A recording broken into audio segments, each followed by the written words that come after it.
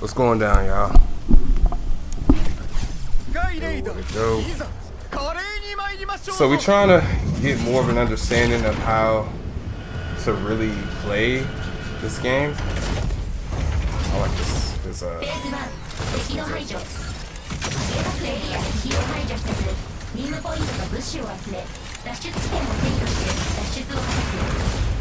so we definitely want to start off by getting our weapon drop beacon.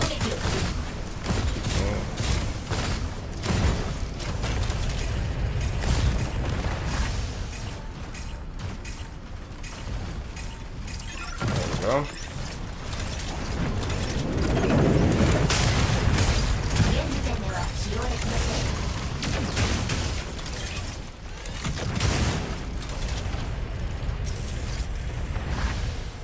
Get our dual charge beam cannons. There we go.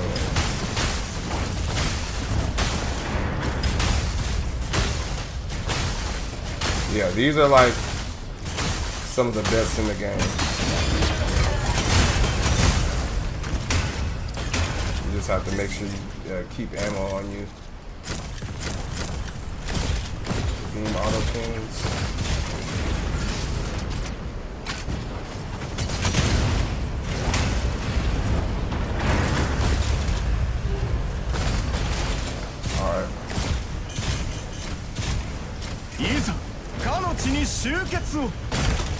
Guess we can go like this.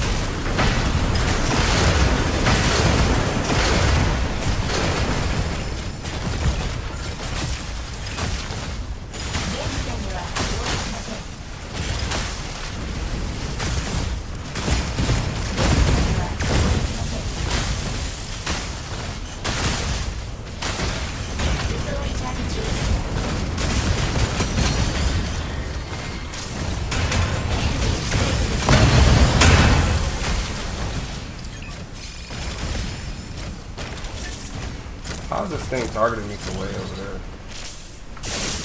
Oh, I need to get that out of here.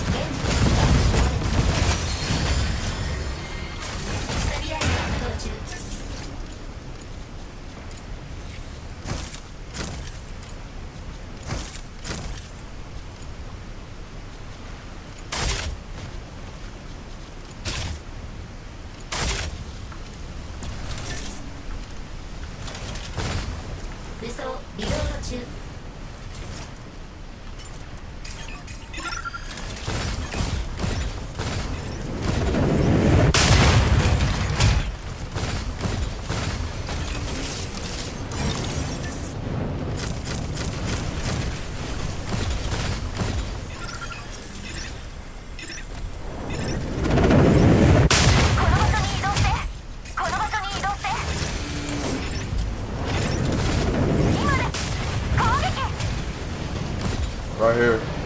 かかる無粋な機体は That's another 先に team. 退場いざかの地に集結を See him? It's Illuminate. Who's going in first? Y'all with me? He'll up first. Our listeners. He'll up first. Get a repair before.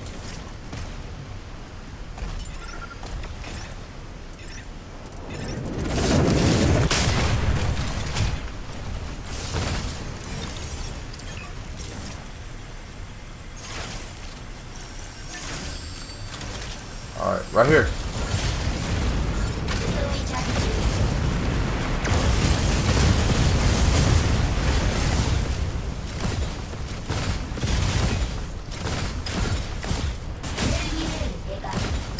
I'm going for the Illuminate.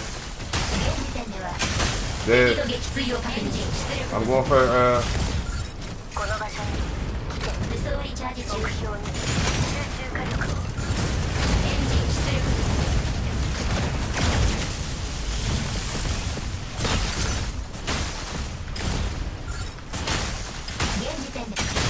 yeah, double kill. I'm going for the Illuminate. I mean the Murakami. She's invisible.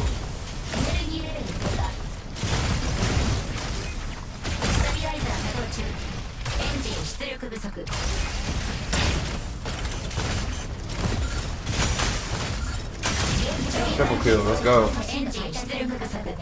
Ace them. Alright, let's deal with these mobs here.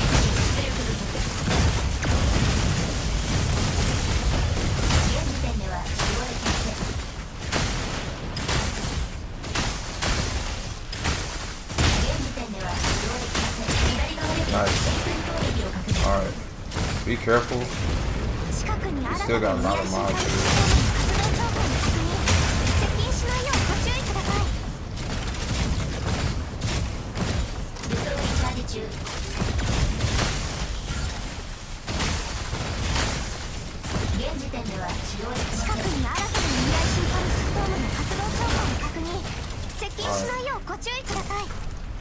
Make sure you loot the bodies of the people we just killed.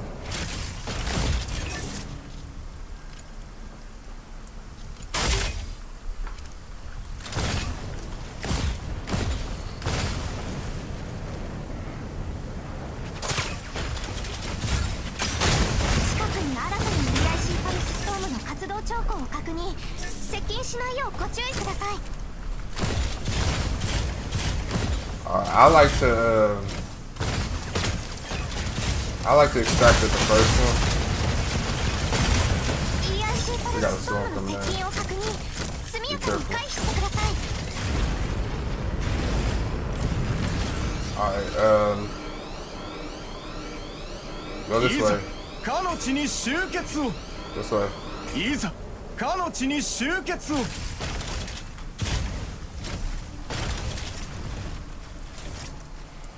Alright.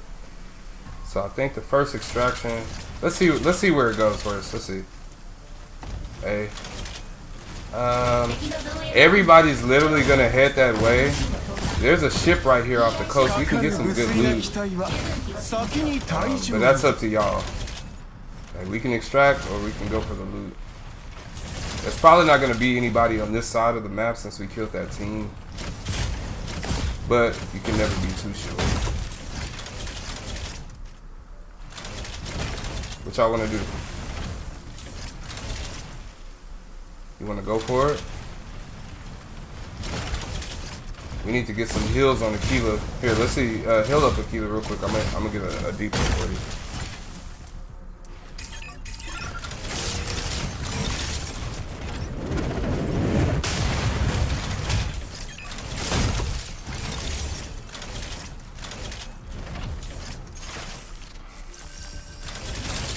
Alright. I kind of... Oh! There's... Nah, that looked like there was a team there for a second. It's just NPCs. Oh, somebody's fighting. Maybe at A. Let's just go A. Come on.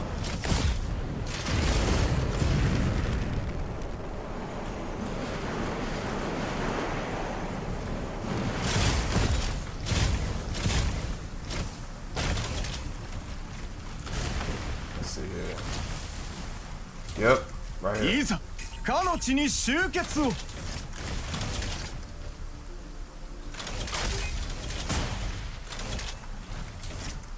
I'll see him.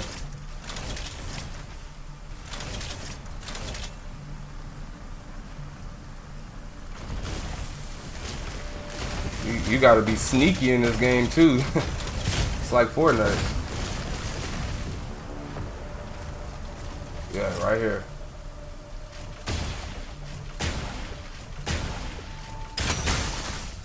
Oh, that's an NPC. Never mind.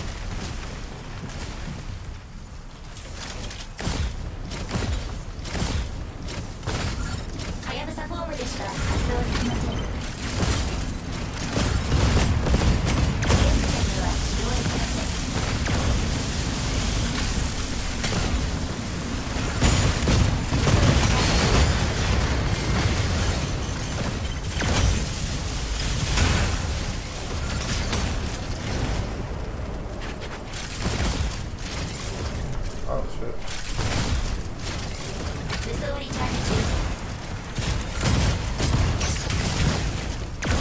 Don't get caught out now.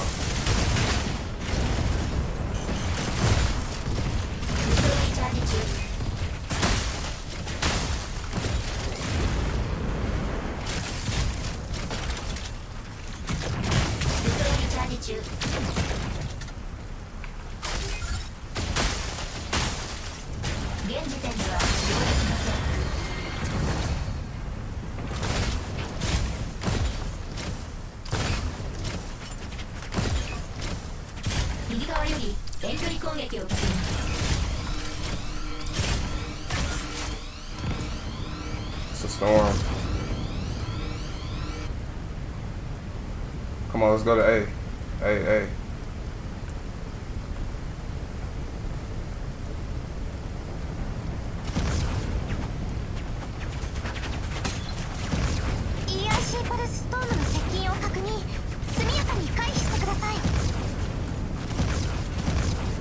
Watch your back though. Make sure you don't just aimlessly wander in there. Set up.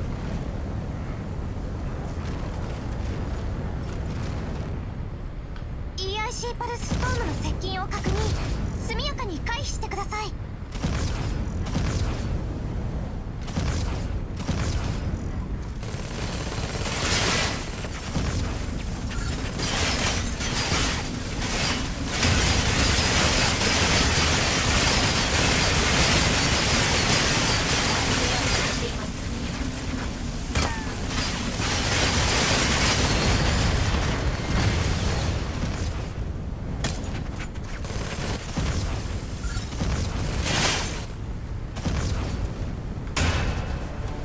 Oh, it's kids here. How do you go down? I need help.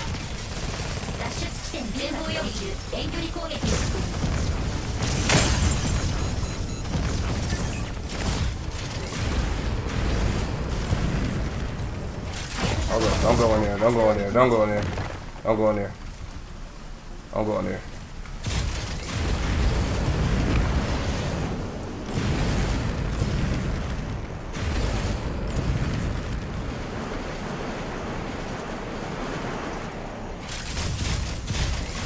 Go to B. Let's go to B. We gotta let them have that. I ain't gonna lie. They got an Inferno, and I really don't know how to deal with that character.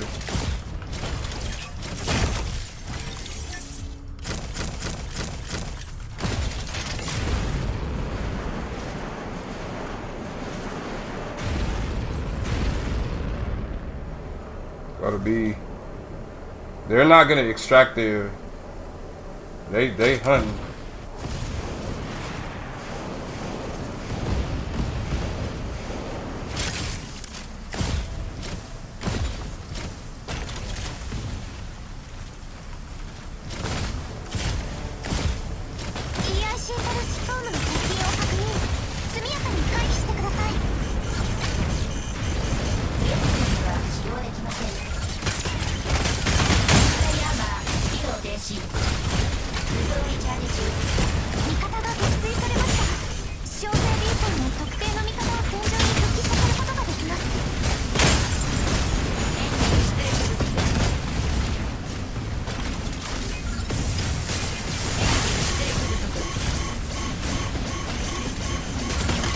Fucking NPCs are killing me, dude. I got caught in between the NPCs. I'll figure out where y'all are at.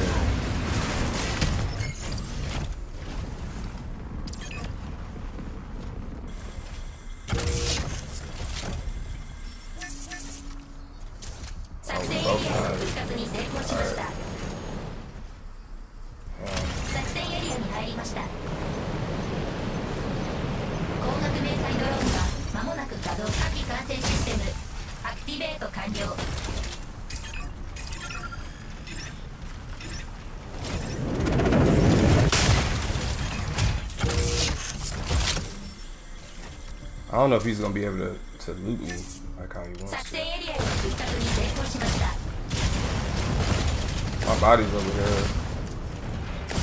We need to go over there and fight them because I literally was doing damage. Right there.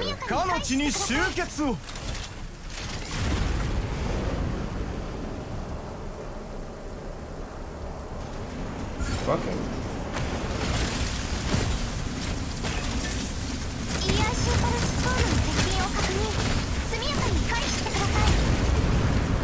Don't go over there. Don't go over there. Fucking NPCs. I got enough. Alright, look. Let's just hold back, wait for B. Nah. Hey, listen. Come back. Come back.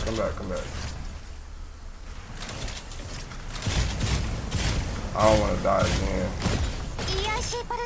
Let's go A. Let's go A. We just need to get the fuck out of here. It's a hurricane. It's a fucking team waiting there, dude. They're such rats.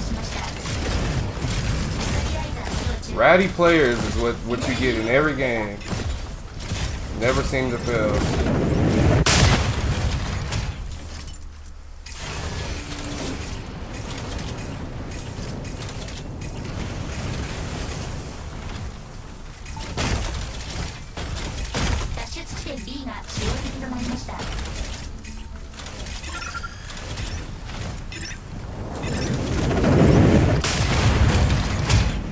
We extracting out of here. Done with this ratty bullshit. Look, we got a killer, bro. We just need you to snipe him, bro. You got this.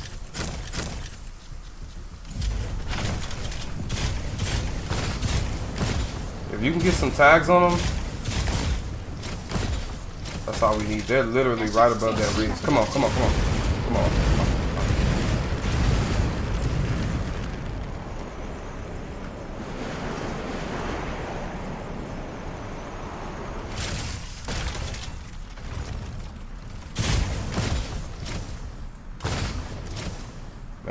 distracted. Oh, they got killed.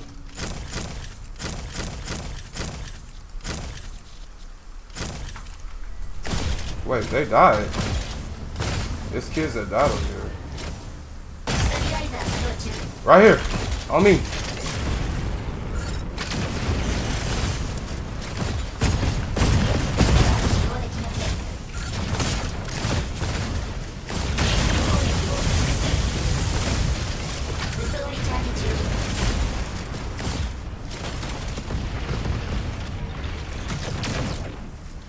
Hold this. Hold this.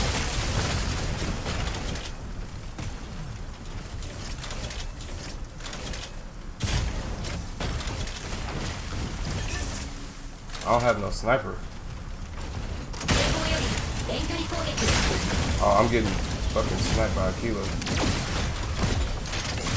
Fucking hate this character, bro. Kills me every game. Akila, I need you to do some work, bro. I can't keep fighting against this character. It's like, kills me every time. Why can't I put a fucking service key in there?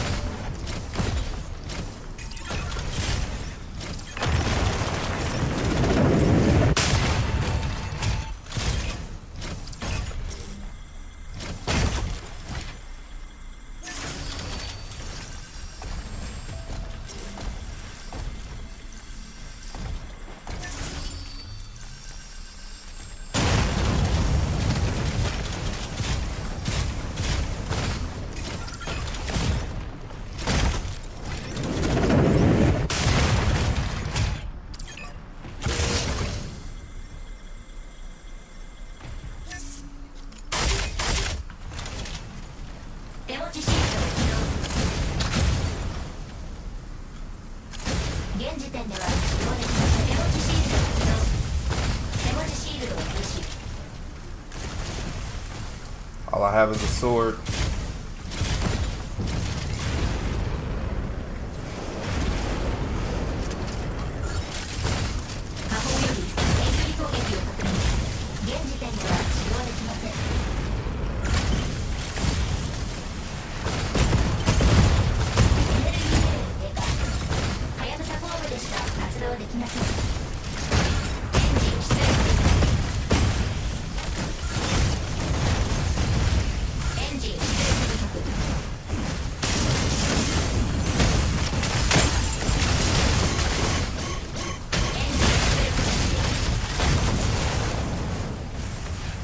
You just can't do nothing with those characters, bro.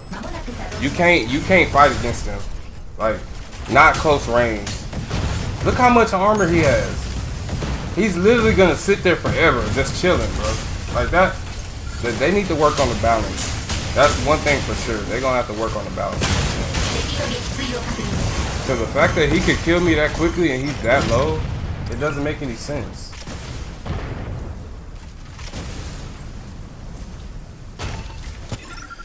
It just doesn't make any sense, bro. Like, how did they kill me?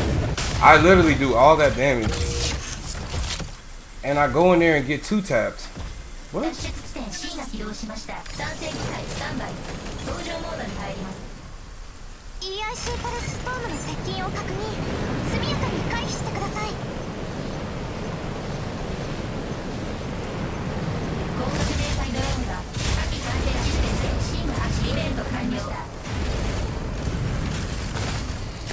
Good job, though, y'all.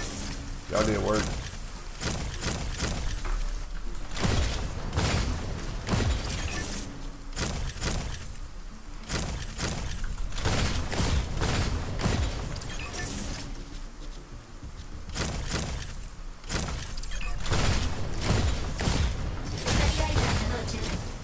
Yeah, I'm gonna extract this.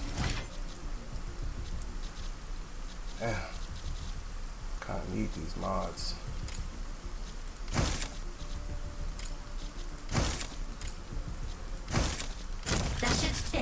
Let's see what we got over here.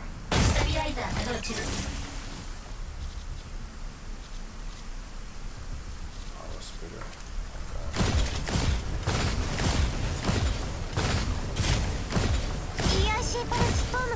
Okay.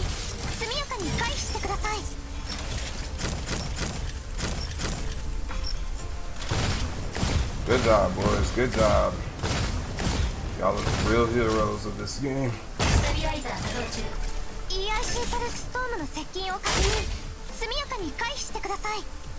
Heavy sniper? Ooh. Look at that. Yep, can't go over there. Alright, we out of here. EIC パルストームの接近を確認。速やかに回避してください。 Good job, GG's. Good job.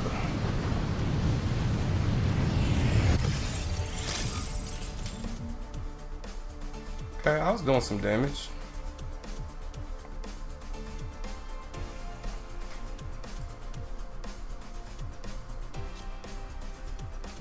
Okay. I took a lot of damage.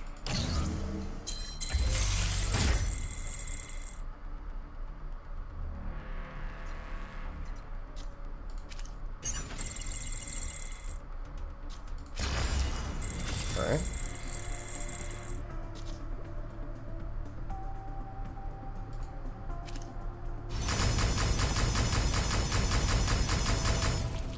All of that.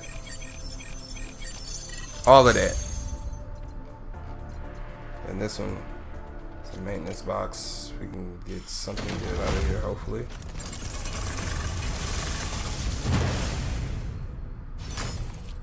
Okay, so we got 10 core right. That's kind of bad, I ain't gonna lie.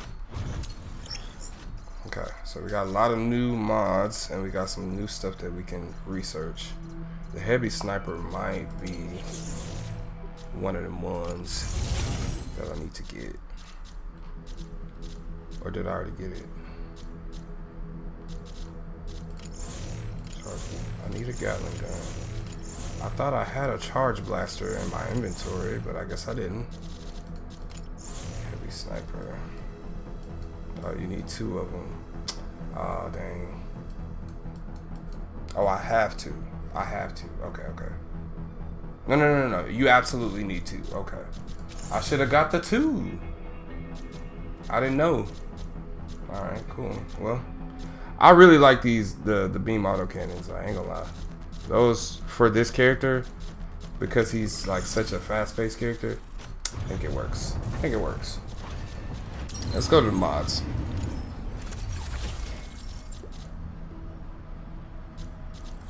So we'll get rid of these. Max energy.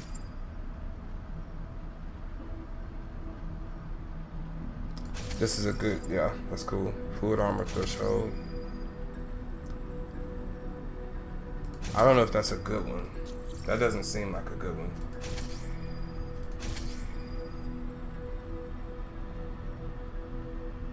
Right. So we don't want that. Right? We don't want that. This one, energy cooldown. Cooldown. Fluid armor regen. But max fluid armor. Nah, yeah, that's cool. Turn. See what else we got. HP recovery. Blast defense. We'll go that. All that. Max HP, blast defense, melee defense, energy defense. I need like ballistic defense. Yep, like that. HP recovery. I'm gonna go HP recovery. I feel like if I can run away and recover my HP, it rebalance delay. Rebalance delay. Yeah, that for real. I'm gonna just put all of these on there because rebalance delay is a big deal. Okay, so evade energy, ascend energy. Okay, boost energy ground. So I don't take that much ascend energy, and I don't take that much to ascend. All right, cool. It's looking good. Looking good. So, if y'all don't know anything about the mod system, essentially these are your stats that you have here on the right side of your screen. And here's your mods on the left side, and you apply mods to modify your stats The mods are RNG, and you get them as drops in the mode that you just saw me play, which is the Mac, and that is like an extraction mode. If you've never played like Escape from Tarkov or an extraction shooter, DMZ, you know, something like that. So contract about this.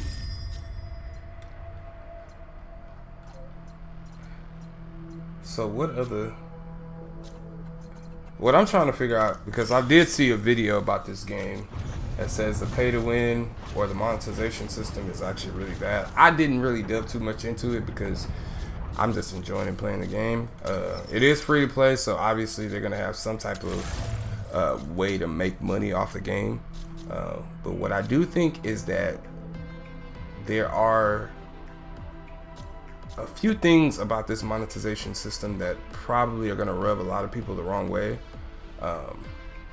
It's people that already have Inferno, which is a super strong frame, I guess you can call them, or striker is what they call them. And you get them in this season 1 bonus battle pass, I guess. And yeah, he's a very strong character. So I don't know how that's gonna work. I think merit is collected through. Wait. Let me see something. Credit exchange.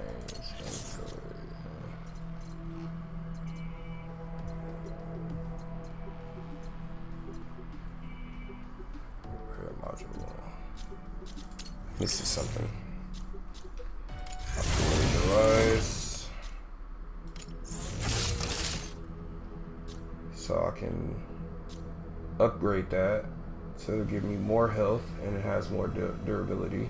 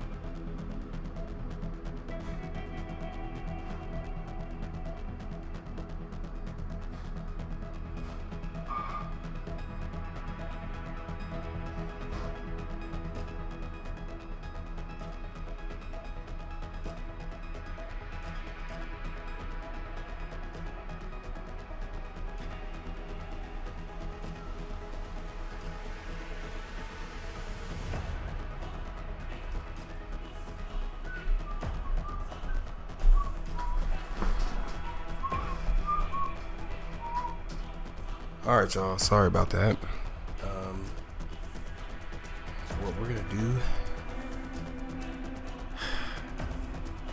We're gonna put ourselves on an intermission.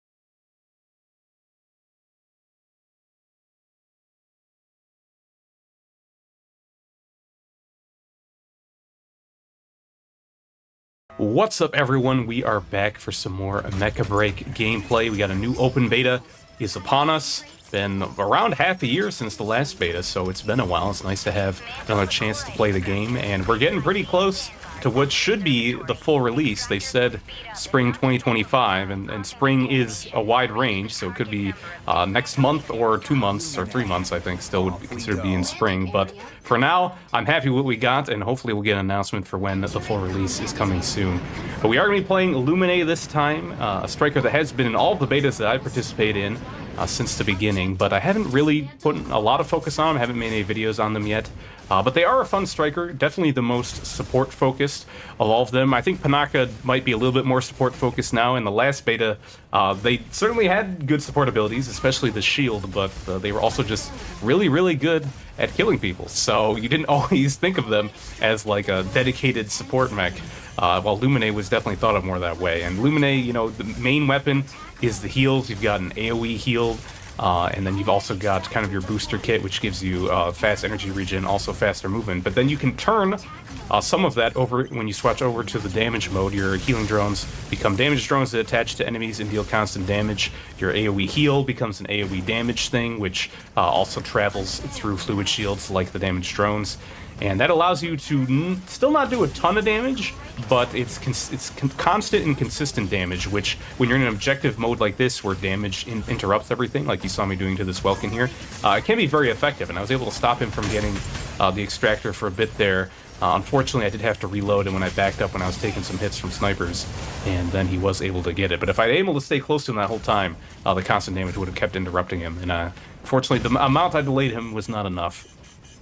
But now I'm going to try and switch over more to the supportive role and stick with my Stego here. He's going to be one of our best damage dealers, and I want to keep him alive. And he's certainly got a fair amount of survivability on his own, but if the melee strikers get on him, he's not going to have a way to heal that back without me helping him. So we're going to keep an eye out. I know they have a Welkin. I think there was an Alisnes as well, so both of those getting on him can be trouble, but Luminae's got good heals, and I think that may have actually buffed it. Not a big change for Luminae coming to this beta as far as I'm aware. Some other strikers got some bigger changes, like Welkin, which I'll talk about when we see it here. But yeah, I think Luminae is more or less the same. Heals might be slightly higher. But one other thing, and correct me if I'm wrong here if anyone knows, but I think there was a change with the damage drones. Before, I think as long as you were targeting someone, they auto-locked on, similarly to how the healing drones work.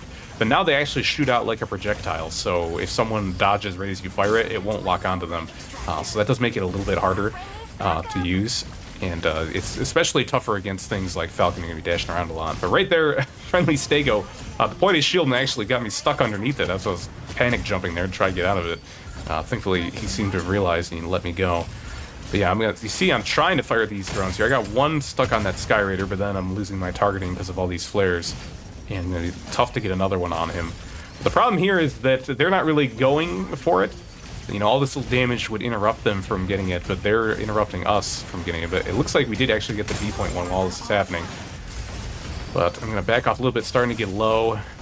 Hoping Stego stays alive. And then I get slammed into the ground here by the Welkin, and he's got his new shield out there. And I think he did the same thing to me that my friendly Stego did, where I think he kind of crushed me into the mountainside there, and I couldn't move because I was desperately trying to backdash away and activate my AoE heal to give myself some more life. But he kind of pinned me there, and we'll see here. Yeah, he went for that slam. I don't even know if he was trying to go for me or just trying to dodge away from the Stego and continue hitting him, but either way, it worked out great for him. And I think that particular extractor may have expired before we were able to dismantle it, because they are up 2-1, and I think it didn't look like Stego died. Maybe he did, actually. He's back at full HP. We may have both gone down there. But they're already on B point here. Welkin again. He always seems to be around when I'm trying to do things. And he just keeps trying to do it, but I don't know if he realizes that I've got the damage drones on him. That constant damage means you're not going to be able to do it. You got to take me out first. Or at least make sure I get swap me away so that I'm not constantly putting this damage on you, because I've also got the AoE around me going too. But Stego drops in, activates his cloak field. I think he's going to try and go for a sneaky dismantle here, and he gets away with it, even with that Welkin directly on top of him. I don't think Welkin realized what was going on. He could have just gone for a spin to win and prevented that. Welkin is honestly one of the best answers to like stealth tactics on the extractors and other objectives like that, because you can just spin as long as they're nearby. Nothing's going to stop it. You're going to get the interrupt there. But he's still hanging on. I think the enemy Luminae is keeping alive. Yep, there they are. So we've got Luminae and Panaka, but even the solo Luminae is going to still be a lot of healing, especially if it's just on the single target. But I realize this Welkin's going to take forever to kill, so I try and slip away while we're fighting on that hillside and see if I can get this quick dismantle here, because we are tied up in the score now, and I've seen how long these things can go, especially on that one mountaintop where it went forever and nobody even got it. But there we go. We did get that one pretty quick. Not too much of a hassle there, and it does put us a little bit ahead. I'm just going to keep swapping between the two modes, so I'm getting barraged a little bit here. We've got a Falcon and a Sky Raider, so a lot of aerial damage. You can see here, I'm trying to get these damage drones on the Falcon. That one hit, because I was really close, but when they keep dodging right when I fire them, yeah, you can see it can be a lot more difficult than it was before. Did manage to get one of the damage drones on him before backing up, and here's Alisnes. I'm in attack mode ready to go because I thought he was going to try and go for the dismantle, but I don't know if he just noticed me or what, but he seems to decide to go on the offensive. But Stego drops in. Alisnes isn't close enough to go for the melee to stop it, and there's another stealth dismantle. So that's 2 so far that Stego's gotten away with. We're gonna see if he can do any more. That's something people really need to keep an eye out for, because there's not a whole lot. Like, Falcon and Skyrider maybe could do something there. Although even then, you'd have a hard time targeting with your bombs to stop him from it. Falcon basically can't do anything unless there's nothing else nearby that takes your targeting and you just fire in that area. It's really the melee strikers that have the best chance of stopping that, or the enemy Lumine. You know, I was talking about the AoE damage from Lumine's first skill when you're in attack mode. That would also shut that down, but no one was really paying attention that time. And now we got another one after that too. Another quick, easy one without people paying attention, because Stego has drawn attention. And now we're up 5-2. I think this B point here is going to be for a single point, and then after that it's going to drop one of the big extractors, which is worth 2. So if we get this one and the next one, we'll be at 8 points, which will be enough to win. And Stego's actually a little bit hurt here. I probably should be healing, but I saw the Narukami was nearby.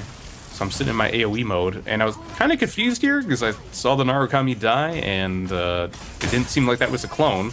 Then I realized they actually died to the friendly Skyraider's bomb, so I guess you can't assist when an enemy takes out their own teammate. Pretty rare to see that happen. I think that's still the only friendly fire ability that I'm aware of. But I think that's my first time seeing that, so that was kind of funny. Welkin coming in on Stego. Puts up his box, but gets taken out by our Aleseness anyways, with a little bit of poke damage from me. And that Aleseness wants to back up a lot. I'm not too worried about that. Looks like I actually did get taken down, so, and the big extractor is down. Gonna head over to that. Gonna see if the Stego tactic can work again. Panaka's trying to go for it first, bubble shielding themselves, but a lot of firepower coming out. I'm getting hit by everything over there. I don't know if that was Falcon. Is this blasting me? There's a lot of rockets. I didn't see him though. But Stego is in stealth on the extractor. Gets to dismantle, and that is going to be enough to win the game. Victory. Yeah, got to keep an eye out for those stealth tactics. The big Stego is not who you would think of sneaking around and getting the objective without anyone noticing, but he managed to pull it off pretty well there. And I think he probably got MVP off of that too. Yep, there's the Stego MVP. Usually you're seeing that because Stego does a ton of damage, and they may have also done a ton of damage, but I think in this case, it was for the team plays and getting the objectives. So definitely deserves an MVP for that. So we're going to see my Lumine stats in a second here, and you're tempted to look at like the overall damage for Lumine and just see like, oh my gosh, that's so low. Lumine's damage is worthless, but you really got to pay attention to the direct damage, because that's most of it. And when you compare that, it's really not too bad. I out-damaged a couple people on my team in direct damage, a few people on their team, so yeah, it's slow, but it's, like I said, it's consistent, so you keep hitting with that, and it can actually count up and be pretty useful. More so when they don't also have a healer, but, you know, you'll take what you can get. But yeah, that's Lumine, so, you know, not the flashiest of strikers, but pretty dang effective, and I've seen a few people get MVPs with it as well, so it's definitely pulling its weight out there on the battlefield. I think it might be better in like 3v3 modes and maybe the Graceland Sky City kind of TDM mode, but still very good in this. I was got a lot of interruptions on the objectives, so that's definitely worth something as well. But yeah, hopefully you guys are enjoying the Mecha Break beta as well. I'm curious if there's any particular strikers you'd like to see more gameplay for, or anything you're really enjoying. Also, let me know if you want to see the Mashmak mode. I played a little bit of that, but I've mainly been focusing on 6v6 so far. And I've also been streaming a lot, so if you're interested in seeing live streams, I'm going to be streaming a ton while this beta is going on, so make sure to check out my Twitch channel as well. But once again, thank you everyone for watching. Happy to be back with some more Mecha gameplay, and hopefully we're getting that full release pretty soon. But that's it for this video, so I'll see you next time.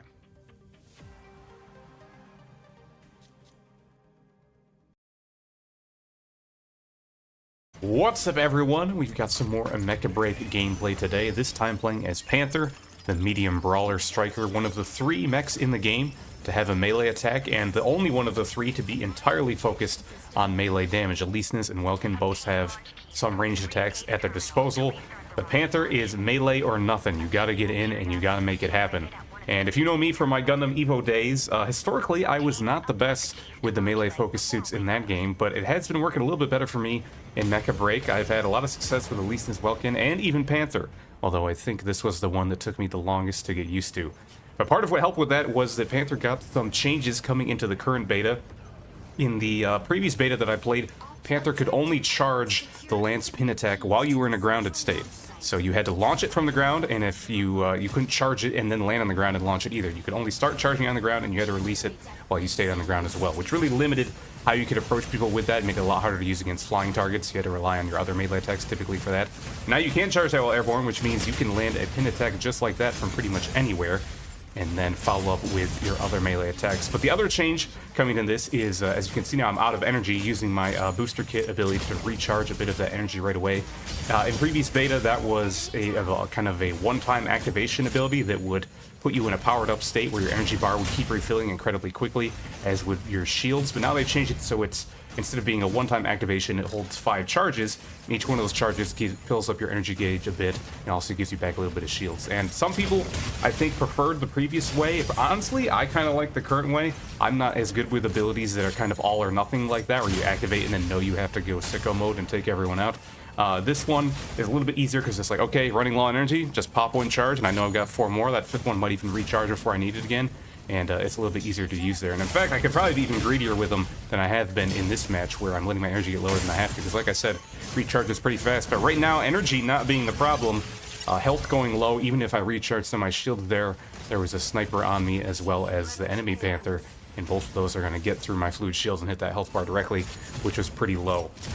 So I feel like a lot of my Panther matches that have been on Eye of Mizra, I wouldn't say it's necessarily the best map for Panther, because the objective often moves all over the place, and while you are very mobile, the easiest way to land your pins are when people have their focus drawn elsewhere, and you can just kind of hit them while they're not dashing around so much. So if someone grabs the key and starts running, you are pretty good at chasing them down, but it might be hard to get your full pin damage if you have to use it to close the distance. But looks like first key is picked up by them with the Sky Raider, but he's very low. My team looks like they're going to fish him off, so I turn my focus here over to the Stego. Get a bit of a pin on him. Gonna see if I can finish him off. He's stuck in a bit of an air juggle state right here. He might be out of energy, so he can't dash out of it. And just finish him off with that shield blade there. So typically, I'm going to be using the pin and the shield blade rather than the shield itself. It's a little bit awkward to swap between the two. I think the best Panther players are the ones that can probably manage that really well.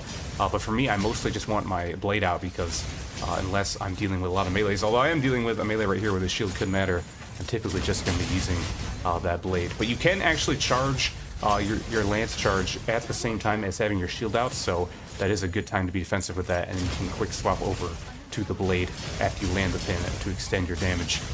But yeah, taking out a couple of the melees here, forcing Elise needs to give rid of his armor. We just took out the Panther before that, and we are far away from the objective though. A has activated. Thankfully, one of my teammates is actually being nice at playing the objective while I'm getting bullied here by an Elise's in the corner. He doesn't have his shield available, so I'm going to try and go for the pin, but he well times the melee attack and does get the parry there. I return with a parry of my own, then that last lance pin is able to finish him off.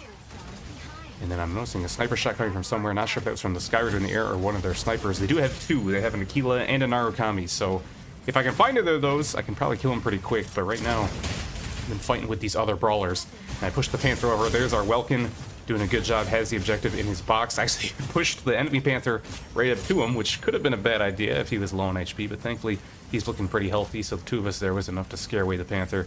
And Welkin is going to get the full score off of this key.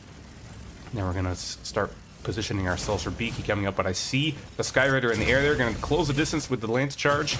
Going to use my energy boost and get in and finish off with the shield blade. And Panther can be surprisingly effective against those flying guys. You have the ability to close the distance fast and then just kind of lock them down with those melee attacks so they're not able to get out of there, as you saw in that exchange. There's Elise's again out of his armor, calls in a new charge. Not going to be able to do anything about him for a bit here, but then enemy Panther in on me. He's got his shield up, he drops it just as I let the pin go, and I do get him into the wall there. Clash of melees for a sec, and we're both going to go our separate ways because B point is about to activate and the key is going to be available there, and I want to do my part and play the objective because so far I haven't been on it too much. He just activated, going to try and make my way over there as fast as I can. I don't see any of my teammates in the area. Get stuck on a rock here a second, and I look over, and there is the enemy Sky Raider just picking up the key as I get there. Get a slight hit on him with that lance charge, but not enough to get the pin, and he starts flying away. And I'm low on energy, even if I pop all of my booster recharges there. I think by the time I catch up with the Sky Raider, I'll be completely out of energy. So I decide just turn my focus to the enemy Stego, see if I can take him out, and then hopefully the rest of my team with this Stego out of the picture can approach and kill that Sky Raider a little bit easier. But he has been on the rocket long enough to take the lead in the score. It looks like he finally goes down there. I'm not sure if he got the full key amount, or if he was taken out beforehand, but it is giving them the lead. But taking out the other Panther again there, and I'm looking pretty low. Still got a bit before the A key generates, so I was actually going to be a little bit greedy here, take some fights and see if I get taken out. That way I'll respawn with full HP. Gonna go in on this Alesis, get part of the pin, but he slips out of it and he's flying away. Full team is actually focusing him here, so I might not actually end up dying, but I'm gonna go ahead and give chase. He's calling in his second armor drop. Gonna go for the pin early, miss it there, and now it's kind of just me and him alone over here. I think the rest of my team is maybe backed off. No, we got a few of them still having. Looks like the Stego's firing the missiles. Getting a lot of the melee hits. I think Alesis is out of energy, can't get out of that combo. He's gonna drop out of that, and he's hitting me with the melee attacks. If he hits me with a couple more, I might die, but I still throw out my melees as well. And with some help from my friends there, we are able to take him out. But now, I'm in that position I didn't want to be in that I mentioned before. I'm low on health as A key generates, and I'm also very far away from it. But I'm still gonna try and make my way over there. A couple stray shots coming my way, gonna use the pin to get farther away from them. And it looks like a teammate has grabbed the key again. Shoutouts to Welkin, really being a team player here, actually playing an objective. So I'm going to try and do my part here and see if I can help escort him over to the rocket. Going to take the long way around here and group up with him. Looks like he's fighting someone in here. Yes, looks like the Panther is here as well. Going to go for the pin. Get a nice hit there. He's really low with a couple melees above his head. But Welkin's boomerangs finished the job. And now I'm going to continue doing my best to escort him here. I'm going to wait for the door to open. But a shot from behind. Skyrider is flanking. Full health Skyrider here. Didn't have my pin ready. It actually would have been a great spot to get it right at the start, but now he's kind of hiding behind these jamming fields. I see him through it all. Do get a pin. Get some decent damage. I'll try and give chase as he drops more of the jamming missiles. A couple bits of damage here and there. He's up in the corner. A few more hits. Continuing to give chase, and it looks like I'm getting shot in the back from someone. Another jamming missile goes down, and I lose sight of him. Trying to see if I can find him in all the chaos there, but Narukami has walked in, not even cloaked there, just straight up in front of me, landing the sniper shot to finally get away that final little bit of HP. As I went down there, I think I served my job as a distraction. Welkin has made it over to the rocket, as you can see here, and has given us enough point to take the lead. Not going to be enough to secure the win, but give us a little bit more breathing room here against the enemy team. And I should spawn up in time for the next key coming up pretty soon here. The just became active, and the storm is active though, so it's gonna be a little bit hard to tell where friend or foe is. I'm trying to drop on it right away, and it is the Skyrider again. Gonna give chase, launch the pin, and barely clip him with the end of it. That is enough to kill. He's still weakened from our previous fight, and it is gonna save us from the enemy team getting quite a few points off that. If he would have been able to make it to the point, it would have been hard to track him down in the pulse storm interference. But right now, I'm just throwing out pins as I can, not able to lock on to anyone during this. I think this Alesis is my friend. I know the Panther can't be one because I'm already that, and I try to hit him a little bit there, but not too much damage available. And we're just going to head in the general direction of A as the key begins to generate there. Storm does go down though, and I spot in front of me a Narukami. Haven't seen them all game aside from when they killed me. A very meaty pin there to take out basically the full health bar and get that kill. And now the Storm is fully finished. Gonna make my way back over to that A point. See what we can do. Welkin is once again doing a good job being on the objective. One of my other teammates is there as well. I actually was thinking, I think this door opens under some circumstances. Was hoping it would open for me if I waited there for a sec, but it did not seem to want to. So I'm taking the long way around. Welkin's got his box on the key, but there's too much firepower that goes on pretty quick. Try to charge the Stego, run directly into that wall there, which it does block melee charges as well. And I'm trying to figure out who the best target is here. I see a few there, but these jamming missiles really make it hard to lock on with my pin in these tight quarters. Let's see the Aquila here, other sniper. I haven't really seen much of him all game. I think he's been landing a couple shots on me though. Got him pinned in the corner here. A lot of just regular melee attacks. Are able to finish that kill, and it looks like just Skyrider and Stego left in here. Try to get the hit on that Skyrider. He's very low HP, but once again dropping into the jamming missiles. Another pin missed. Running low on resources here, and I think my other teammates either died or had to back up. And I can't find the Skyrider. Just going to land one more pin on the Stego. I have no clue what his health was at because he's in that cloaking field. But I got a little bit of damage on him before I went out, and I don't think they have any healing or repair on their team, so that damage is going to stay with him until he goes down. Let's see here, and it's going to land a lot of damage. Just curious how much damage I actually did to him. He was at full health before that, so there's no way I was going to get the kill. But Finn did a good amount there, and then I got a couple melees afterwards before going down, so would have been better if I got the Skyrider, but at least we contributed a little bit here. But I'm guessing the enemy team probably got the key right there. Looks like they did. Yeah, they're on the rocket right now. I'm just going to land over here because I know B key is starting soon, and I'm hoping my team can handle it over there. They did finally take out the key carrier. Didn't get their full score off that, so we still have a bit of a lead. B key is about to activate. I'm in the perfect position for this. Try to go for it, but Elysius drops from the sky, hits me with some missiles, and I'm not going to be able to grab that without being uncontested. But some of my teammates are coming in. Looks like Skyraider's dropping some missiles on this Elysius. If we can kill him fast enough, no other enemies seem to be in the vicinity. And it looks like the team actually took out the Aquila as well, so that's going to help us out. He's just getting pretty low. Knocked away his first set of armor there. Let's see if I can get a pin on him when he's out of his full armor form. You can potentially get a kill without him being able to call in the second one, but he did call it in early, probably exactly for that reason. But while I'm fighting over here, I think once again, Welkin, the absolute hero, is going for the key grab, and he's got it in his box. And I'm going to do my best to defend him. Get a little bit of a hit on the Sky Raider, force him to back off. Panther pins me, but I'm okay with that because it means Welkin can run away for free. I'm going to take a quick inventory of who's behind me, but I'm going to run over and catch up with my Welkin friend. As he's running for the touchdown, puts down the box, steps his foot in, and that is going to put us over the point threshold for the win. So overall, a very good game as Panther. Not able to play as much objective as I probably should have been, but I was focusing a lot of the high priority targets, dealing a lot of damage, getting a lot of kills, 11 kills, not a lot of assists. Pretty selfish in my fighting, I guess. Getting a lot of people from beginning to end with that pin, which is kind of what it's good for. But Stego getting the MVP, not too big of a surprise. There's some of you who probably noticed that when the Stego is in the match, he usually gets the MVP, putting out a lot of damage. But personally, my MVP goes to the Welkin, doing a great job with the objectives, so huge shout-outs to them. But anyway, that's going to be it for this time, guys. Hopefully you enjoyed seeing some of the gameplay. Hopefully you are all enjoying the Mecha Break Beta like I am. But that is all for now, so thanks again for watching, and I'll see you next time.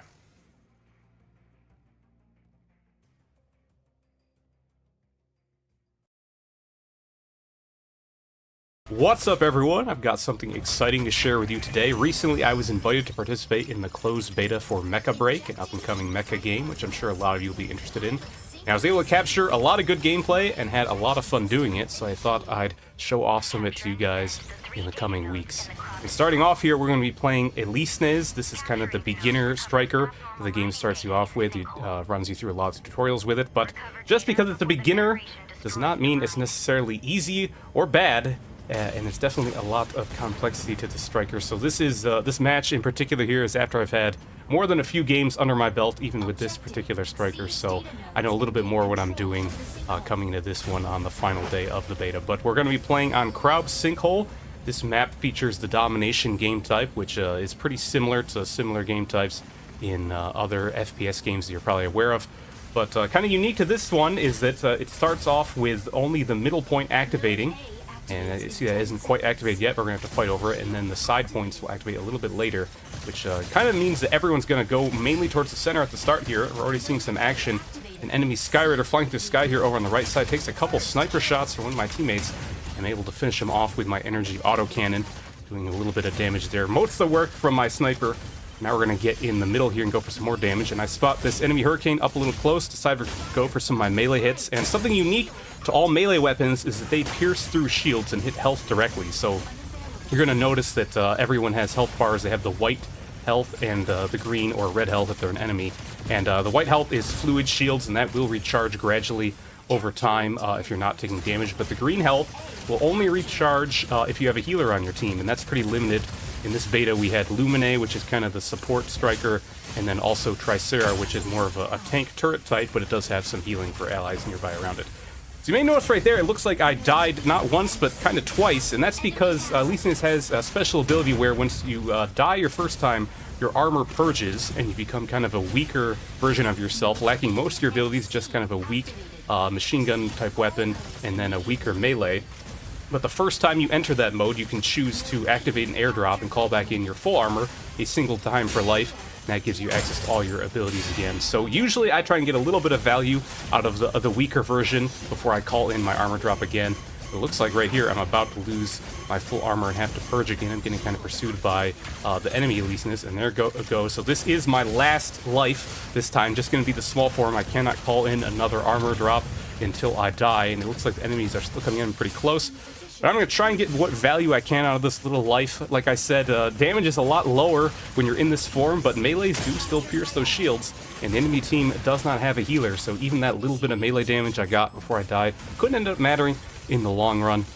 And something this game has, which is kind of nice, is you get this long kill cam showing how the enemy killed you if you want to watch it, and the damage numbers on the left side there will count up, so you can kind of get a good idea of exactly where everything came from that ended up taking you out. But if you don't feel like watching it, you can also stop the replay of it and just spectate your teammates before you respawn. Now I'm coming back in, and looks like we were able to retake one of the points. The enemy had 2 for a bit there, but we're back to it. And now it looks like they captured the middle point, so got to make a decision here. I'm thinking about going up the middle. I do have my teammate, the Narukami, there. They're a stealth sniper that might be able to cover me a bit, but I decided it's probably easier to go C point over here since I already have a teammate there, and see if we can recapture that. And at least this doesn't have great range fighting. Even the autocannon is kind of weak at range, so most of your stuff is going to have to get in close. So I get here, there's a duel going on between the enemy Panther and my friendly Panther, and those are a melee. Those strikers only have melee weapons. So they have shields and melee weapons and basically nothing else, so they are melee specialists.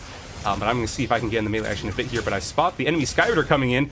You can see 4 melee attacks cleave right through that HP bar. Shields are not going to help at all.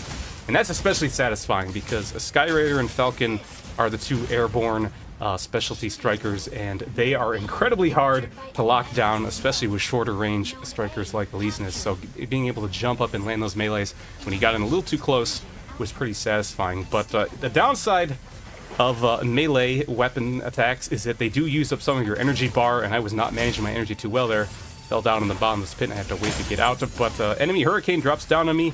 Got my Illuminate teammate with me, and together we are able to finish him off, even though my energy is still pretty low. But unfortunately, because he came in as a distraction, I did miss the lift to go back up, and I'm still sitting here waiting for my energy to recharge. And that's something that's kind of a bit of an Elysinus exclusive issue. Not to say other melee strikers don't run into problems with running out of energy, but at least Panther has an ability that allows them to fully regen their energy, so as long as that's off cooldown, they can do that, while Elysinus kind of has to wait a while, but I guess that's possibly an intended downside for also having range options and multiple lives with being able to call back in your armor drop. I see over here enemy Narukami, not stealth at the moment, just hanging on that wall, but they end up stealthing to try and run away. Try and get a few shots on just to prevent them from cloaking again, but other enemies have taken notice.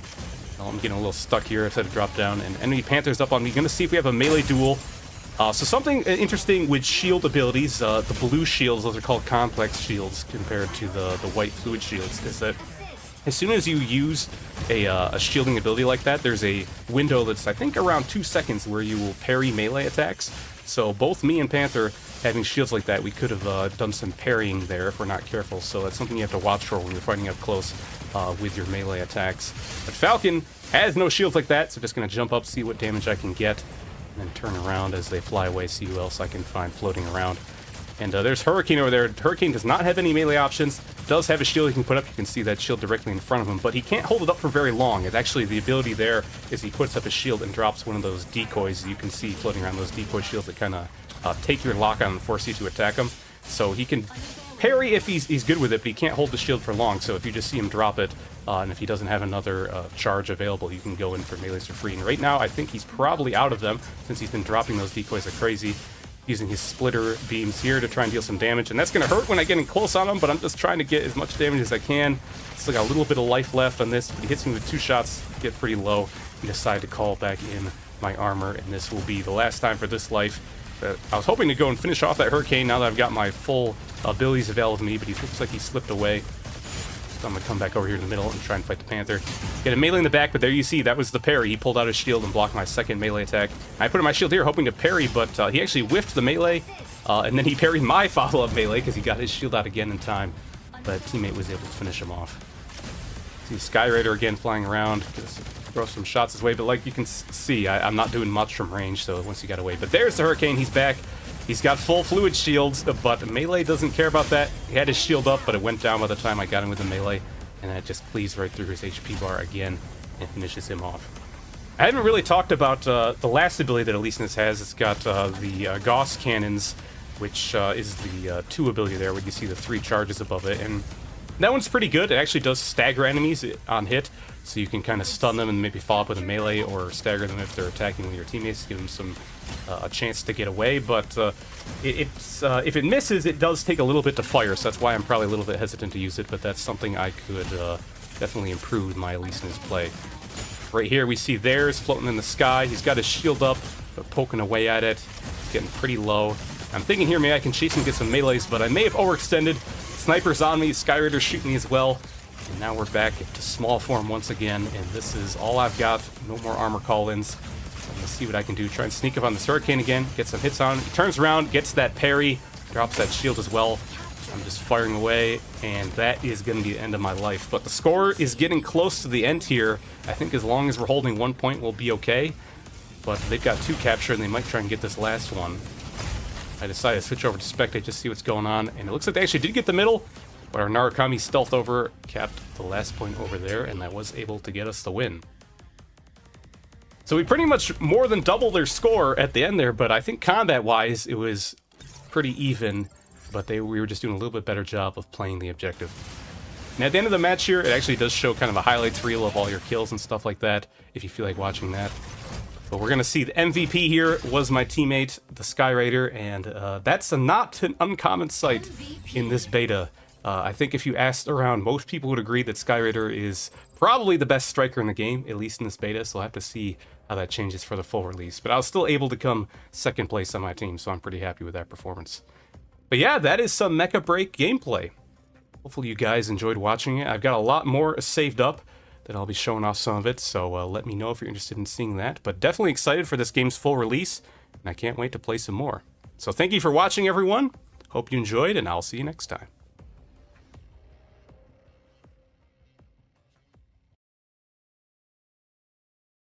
What's up, everyone? We are back for some more Mecha Break gameplay. This time I'm going to be playing as Aquila, one of the 2 sniper strikers currently in the game. And we're going to be playing on Cape Blanc Observatory, a map I have not shown off yet, because it tends to have very one-sided matches and end up being very short and not very suitable for videos. I'm curious if that's everyone else's experience with it. Also, it just doesn't seem to show up as often in the queue, but maybe that's just my particular luck on that matter. But we are going to be trying out today with Aquila. I feel like it's a pretty good map for snipers, Aquila especially. But speaking of Aquila, I was actually not a believer in Aquila. I don't actually think they changed it too much from past beta to this beta. I think it's mostly stayed the same, but it wasn't until a few days into this beta where I really started to see its real strength. I was definitely on the train of Narukami is a far significant sniper. Aquila is just way too easy to hunt down and beat up. But after trying it out more, I've kind of realized that Aquila definitely has a lot of advantages, and I think I have converted over to the Aquila camp of it being better than Narukami.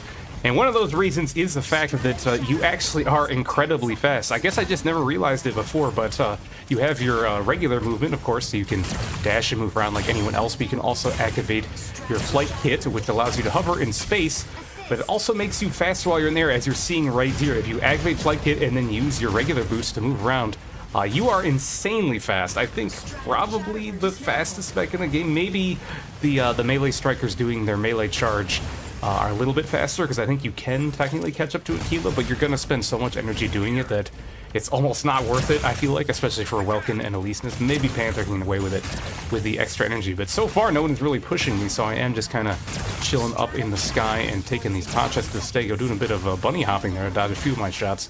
But if you're not getting pressured immediately and dying as Aquila, like I'm doing right now, your actual biggest problem typically is your ammo. You're actually probably going to run out of ammo. Thankfully, you do have separated between your non-scope shots, and your scope shots do have separate ammo counts, so you can kind of swap between the two like I'm doing now.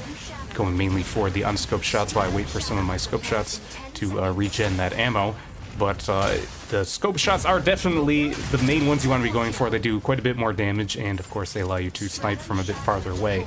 And another thing that made me realize that Aquila is better than I initially thought is the fact that I was so used to just locking on with everything. You know, every striker typically benefits from lock-ons, I guess, aside from some of like the melee attacks. You know, even Narukami, usually you want to wait even longer after you've locked on, because you still got to let those shots charge up to their maximum damage. But in Aquila's case, you can fire that sniper pretty fast, especially the scoped version, And I found that I'm usually just better off not even waiting for the lock-on at all when I'm scoped in. Just go for the shots.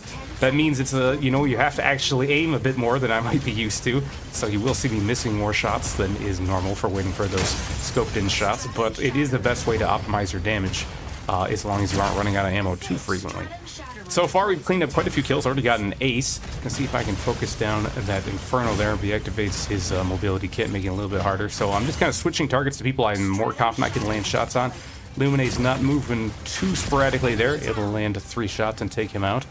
And then just keep changing focus, poking away, swapping between those scoped in shots and those unscoped shots. For the rest of Aquila's kit, you do have the shield, which is your first ability. I don't think it's a particularly strong shield, but it can save you in a tight spot, and there's really no penalty, I guess, to having it active unless you're worried about it getting used up when your fluid shields could do the job.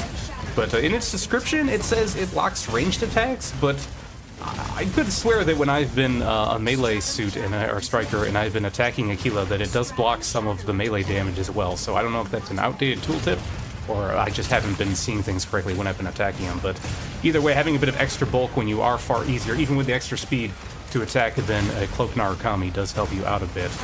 And then the final ability that I haven't talked about is the second ability, the Claw Drone, which honestly might be the strongest part of Aquila's kit. As great as your sniper shots are, there's really not a lot of hard stuns in this game. You know, you have stuff like Panther's Lance Charge, but that pretty much ends as soon as the Lance Charge is over. And although the stun is nice, the person you're stunning is typically moving with you, so it's not like the rest of your team is going to be able to land that much damage.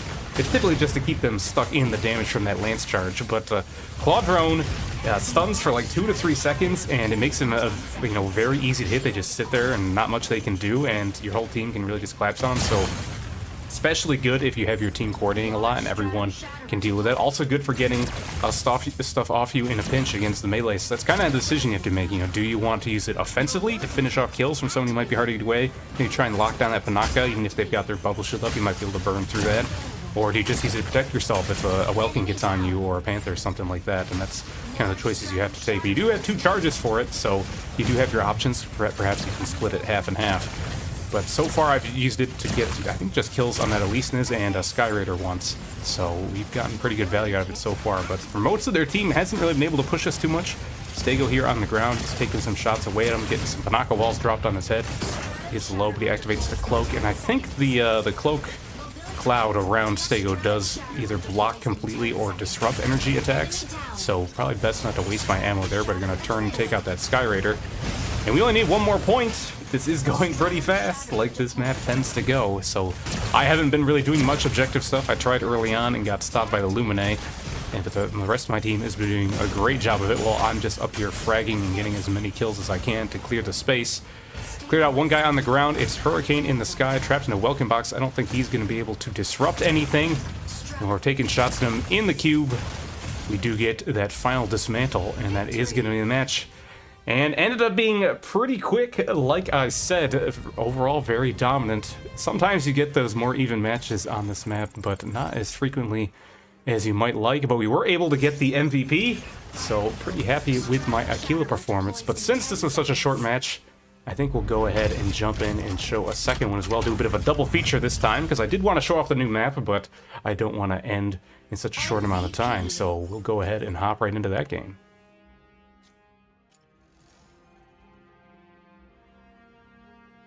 Alright, going into a game 2 here on the other map that I have not shown off yet in a video, Graceland Sky City, and the reason I have not shown off is for similar reasons. Like Cape Blanca Observatory, matches often are pretty one-sided and pretty fast, so we'll have to see if it's any different this time around. But we are going to be playing Aquila again, of course, and I would say this is also another map that's pretty good for snipers.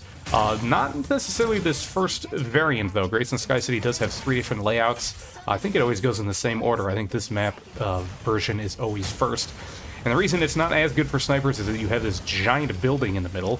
And if the enemy team realizes you have snipers, typically they will try to mostly play inside the lower area, really limiting how useful you can be. You can still kind of line up on the outside and fire through the middle, but it's going to make you a lot more vulnerable, a lot more predictable where your shots are going to be. And then maybe the rest of the team can begin their flanks, like this Panther has, already targeting me a bit. But we did take out their Tricera already. Looks like they got one of our own, poking away there at the Stegos. See if I can help finish him off, getting hit a little bit. But I am still living, getting chased by a few of them. Lumine is kind of keeping me alive. But I do have to keep an eye out here, see what else is going on. I don't actually know if they have a healer. We have the Lumine, because without healers, that's another reason why I think snipers are pretty good in this game mode, because with no respawns outside of the special beacons you can use to revive a teammate, that means all damage is going to stick for their entire single life that they have, assuming they are lacking those healers. So the sniper shot's getting a little bit of bleed through damage on every shot, which I don't know if I actually discussed. I think I brought it up in other videos, but since this is my first one of the sniper strikers itself, I should probably talk about it, how sniper shots, if you didn't know, they do some of their damage to fluid shields like any other ranged attack, but then the rest of the damage will bleed through directly to the health bar, and then once the shields are completely out, all of that damage will go to the health, as you'd expect. But this means that every shot they land is going to poke through, deal a little bit of permanent damage in the absence of healers, and that can be really nice in this game mode. But not going to matter too much for me. Skyraider did rush me down pretty quick, really only contributed to the kills on the Tricera and the Stego that much. And now it's 2 down on our team, 3 down on theirs. Still got a bit of a numbers advantage. Pretty confident the rest of my team can handle this, but a pin there from the Panther doing a lot. Welkin ends up going down. Lisa's going to try to avenge him, I think. Lands a couple hits on the Panther, got the Skyraider harassing him as well. Now it's 3 down on each side. Leasness gets someone there. I don't even think it was the Panther. No, the Panther's still in front of him. Maybe he got the Narukami who was sitting in the middle of that. I don't actually know who he killed. Yeah, it looks like Narukami's dead there. He hit the invisible Narukami. Don't even think that was intentional. They picked off the Panther afterwards. Our Panther is chasing down the Skyraider. They definitely don't have any healers left now, and we've got the Lumine. This is going to be a tough one for them to win, and of course, they did not. A round 1 going in our favor. No thanks to me. We'll have to see if we can contribute a little bit more going into round 2 here. And this map variant is a little bit more wide open. They've got the buildings to hide behind for cover, but you have these kind of high grounds on either side. And so unless you kind of get low in the center of the map behind those buildings, I'm going to have sight lines on you right from the get-go, already poking that Stego a bit. I see Panther down there. Looks like he's trying to rush our backline. Probably realizes I'm a threat if left alone. Skyraider lands a couple shots in my direction as well. I'm just going to try and stay out of that. I know Skyraider was the biggest issue for me last time, even though that Panther got the lance hit on me. But already going from the Tricera again. He was an easy kill last time. Maybe not as quick this time. And we already got one down. It looks like, I think that might be our Lumine. Lumine or Panther got picked off really early, so that could mean things swinging in their way, but I land my claw drone there on the Panther, and that's what I talked about, where you can use it defensively or offensively, and we're using offensively twice here. Get that Panther killed, and a lot of damage on the Skyraider when he came in, already below half. But he's going to try and fly away. Going to see if I can give chase. Gets behind that building, and it looks like their Narukami is chilling up top, so that could be tough to push that. Another one of our team goes down, so we're actually behind again, but I know we have a lot of damage. I don't think they have that healer. Do have the Tricera and the Stego grouping together. I guess Tricera would be their only healer they have if he stays alive, so he probably should be focused next. Gets out of his turret mode, hit him with the Claw Drone. Another one down, and we are getting a ton of value out of that so far. 3 Claw Drones, 2 resulting in kills, another resulting in a lot of damage, getting that Skyraider low, who you can see has not been able to heal up. And a couple of these unscoped shots. One more should finish him off. Not landing right there. Gonna try and go for the scope shot. Someone else takes him out, but at least we got him low from before. And now it is 4v3. Stego is healthy here, but pretty alone. My Panther getting blocked by the shield up front there, but I'm just sniping from behind. Getting Stego really low. Starting to run away. Pops that cloak. Can't really do much to him for a couple moments. Gotta back up so we don't die to all of that damage he's putting out. But it's just the Stego, the Narukami, and one more. And I'm trying to get the Narukami. I actually didn't know if that was the real deal or a clone. I probably should have known because it's standing still, but I thought maybe he was interacting with that thing. Okay, at least this is the last one here. And they're currently still in their armored form. Looks like we do knock them out of it there. Not sure if that is their first time out of the armor, first time armor purge, but either way, they're dead to the Panther pin. And Stego went down as well. It's just Narukami trying to land another Claw Drone. And that is going to be all we need to finish it off. So much better than the first round there. Claw Drones are really doing a lot that time. Even though they got the early pick on our Lumine, we were able to get a lot of kills after that and quickly put the numbers in our advantage. So pretty quick game, like I said, that happens, but honestly, I would say relatively even. Both times we lost close to half of our number of players, which is closer than some of them can be. Sometimes you have a 6-0 stomp, and those usually aren't very fun. But yeah, despite our performance second round, no MVP, but still overall good game. So yeah, hopefully you guys enjoyed seeing some Aquila gameplay. that's going to be all we have for today. So thank you for watching, and I'll see you next time.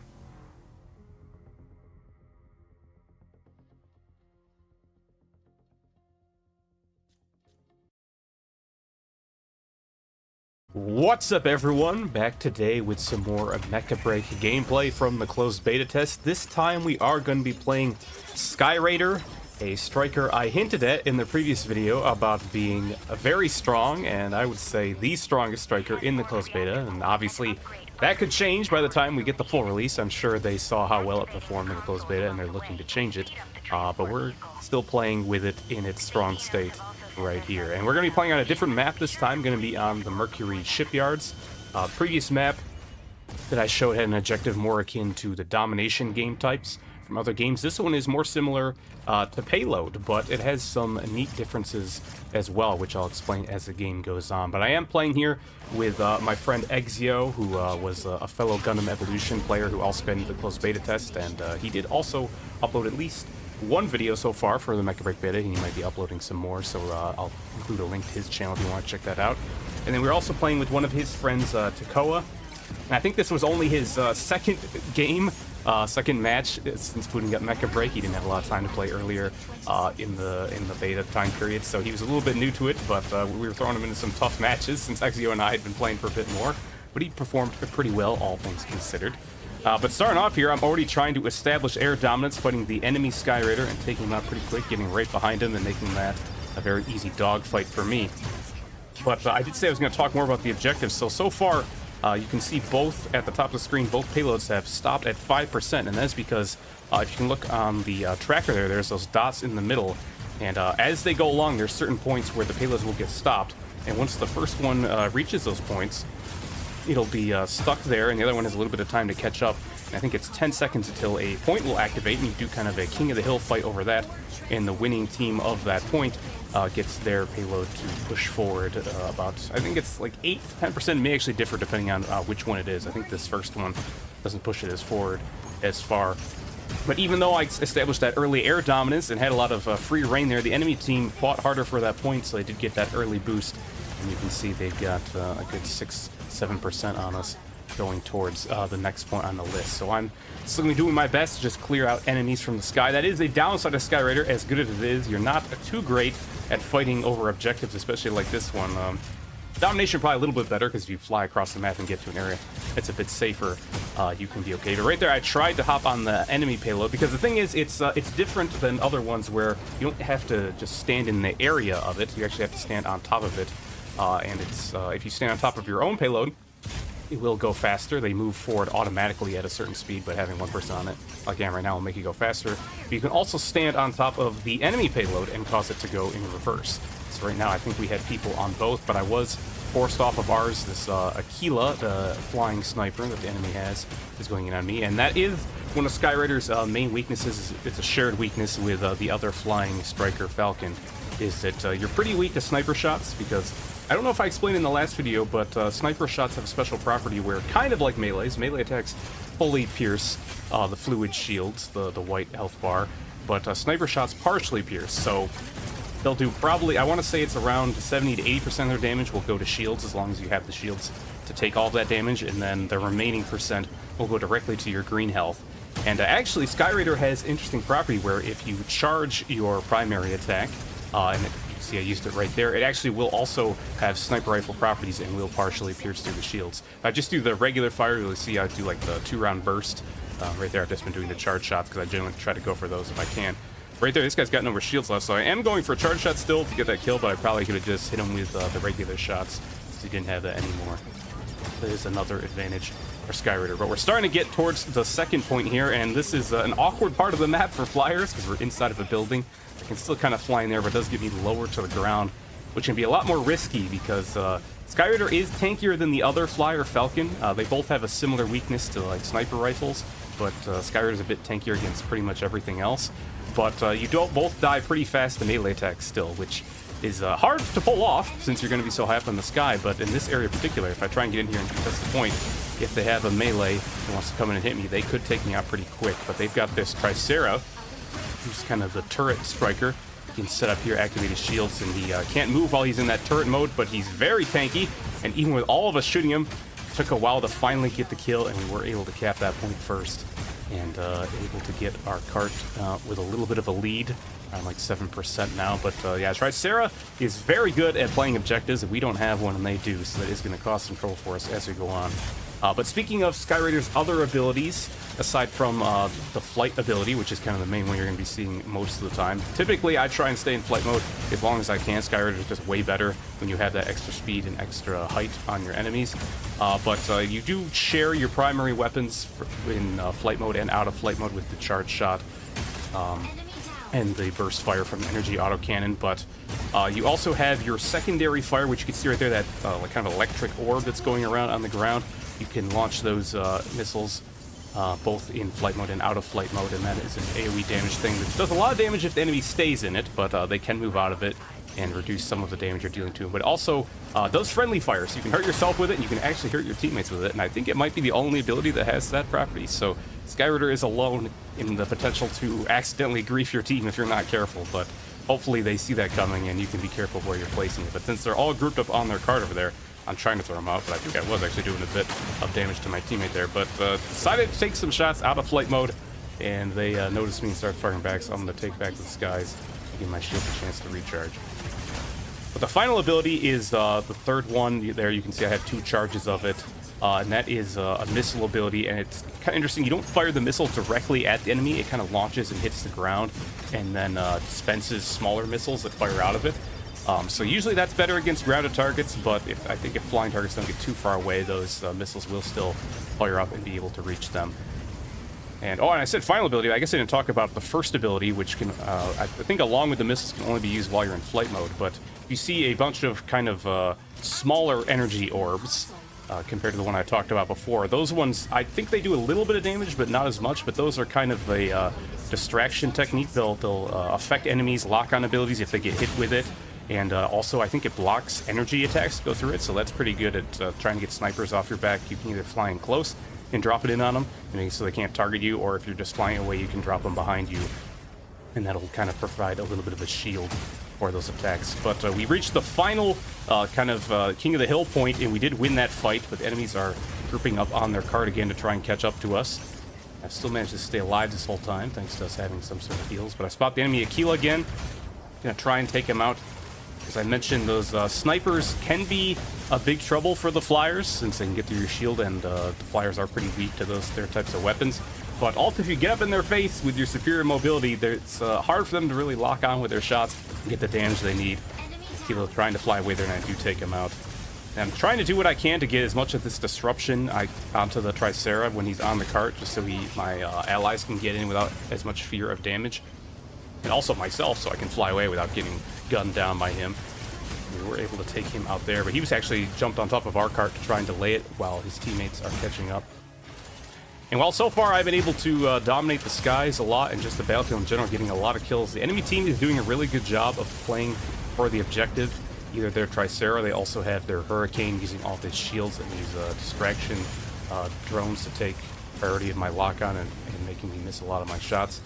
Doing a really good job of moving their cart along, and they're still trying to catch up even though we're getting close to the end here. I decided to drop out of the sky for a little bit, regain some of my energy, take some shots at Skyraider. I'm actually sure that this enemy here may have been new to Skyraider, because I noticed he was playing out of the air a lot, or maybe our team was just making him too afraid to take to the skies. I was shooting him out of it a lot, so maybe he was just trying to play a little bit safer on the ground. But there's their Tricera again, trying to make a play for our cart, just turreting up on it, got his shields active and everything, doing what he can. And it's kind of an awkward spot here for me to fight him, because this big building that's the end of the map is here, so it's hard for me to get a good strafe route coming from that angle. So I've exited flight mode for a bit here, and I'm doing a lot less damage, as you can see, but we are able to take him out still. And thankfully that enemy Welkin there with his axe did not notice me. Going for those swings, wasn't able to take me out, but he put his shield up around it. And they're still fighting for it, and they're catching up pretty good here, 94% to 92. Made up a lot of the distance. I'm flying in, dropping those flares to disrupt them, make it so they can't target my allies. Get another kill there, but they're actually about to take the lead if we're not careful. I think Hurricane is sitting on their cart. We got no one on ours. We're able to push him off, Got some of my teammates in there. I think Exio's on the Panther using his melee attacks to try and force them off at that close range. And he hops on top of their cart. He's pushing it back a little bit while Arth is still slowly going forward with no one on it. And they knock him off of their cart. He hops back onto ours. And he just narrowly pushes it in. And we're able to win in the last second there. So pretty dominant match for me, doing not dying the entire time and doing a lot of damage, but enemy team played the objective very well. You can see they brought it down to the wire there, and I was actually worried that despite all of that, we were going to lose right at the end. But I am able to get the MVP as Skyraider. Not an uncommon sight for Skyraider players, so we'll have to see how that changes going forward with the game if they're thinking about nerfs to this guy. But definitely a very fun striker to play, and even though I do think it's better than the other Flyer Falcon, being worse than Skyraider is not necessarily that bad of a situation to be in, so I think they're both pretty good up there. Hopefully you guys enjoyed seeing some more Mecha Break gameplay. You'll have to let me know if you want to see more and what strikers you might be interested in seeing. That's going to be it for this time. Thanks for watching, and I'll see you next time.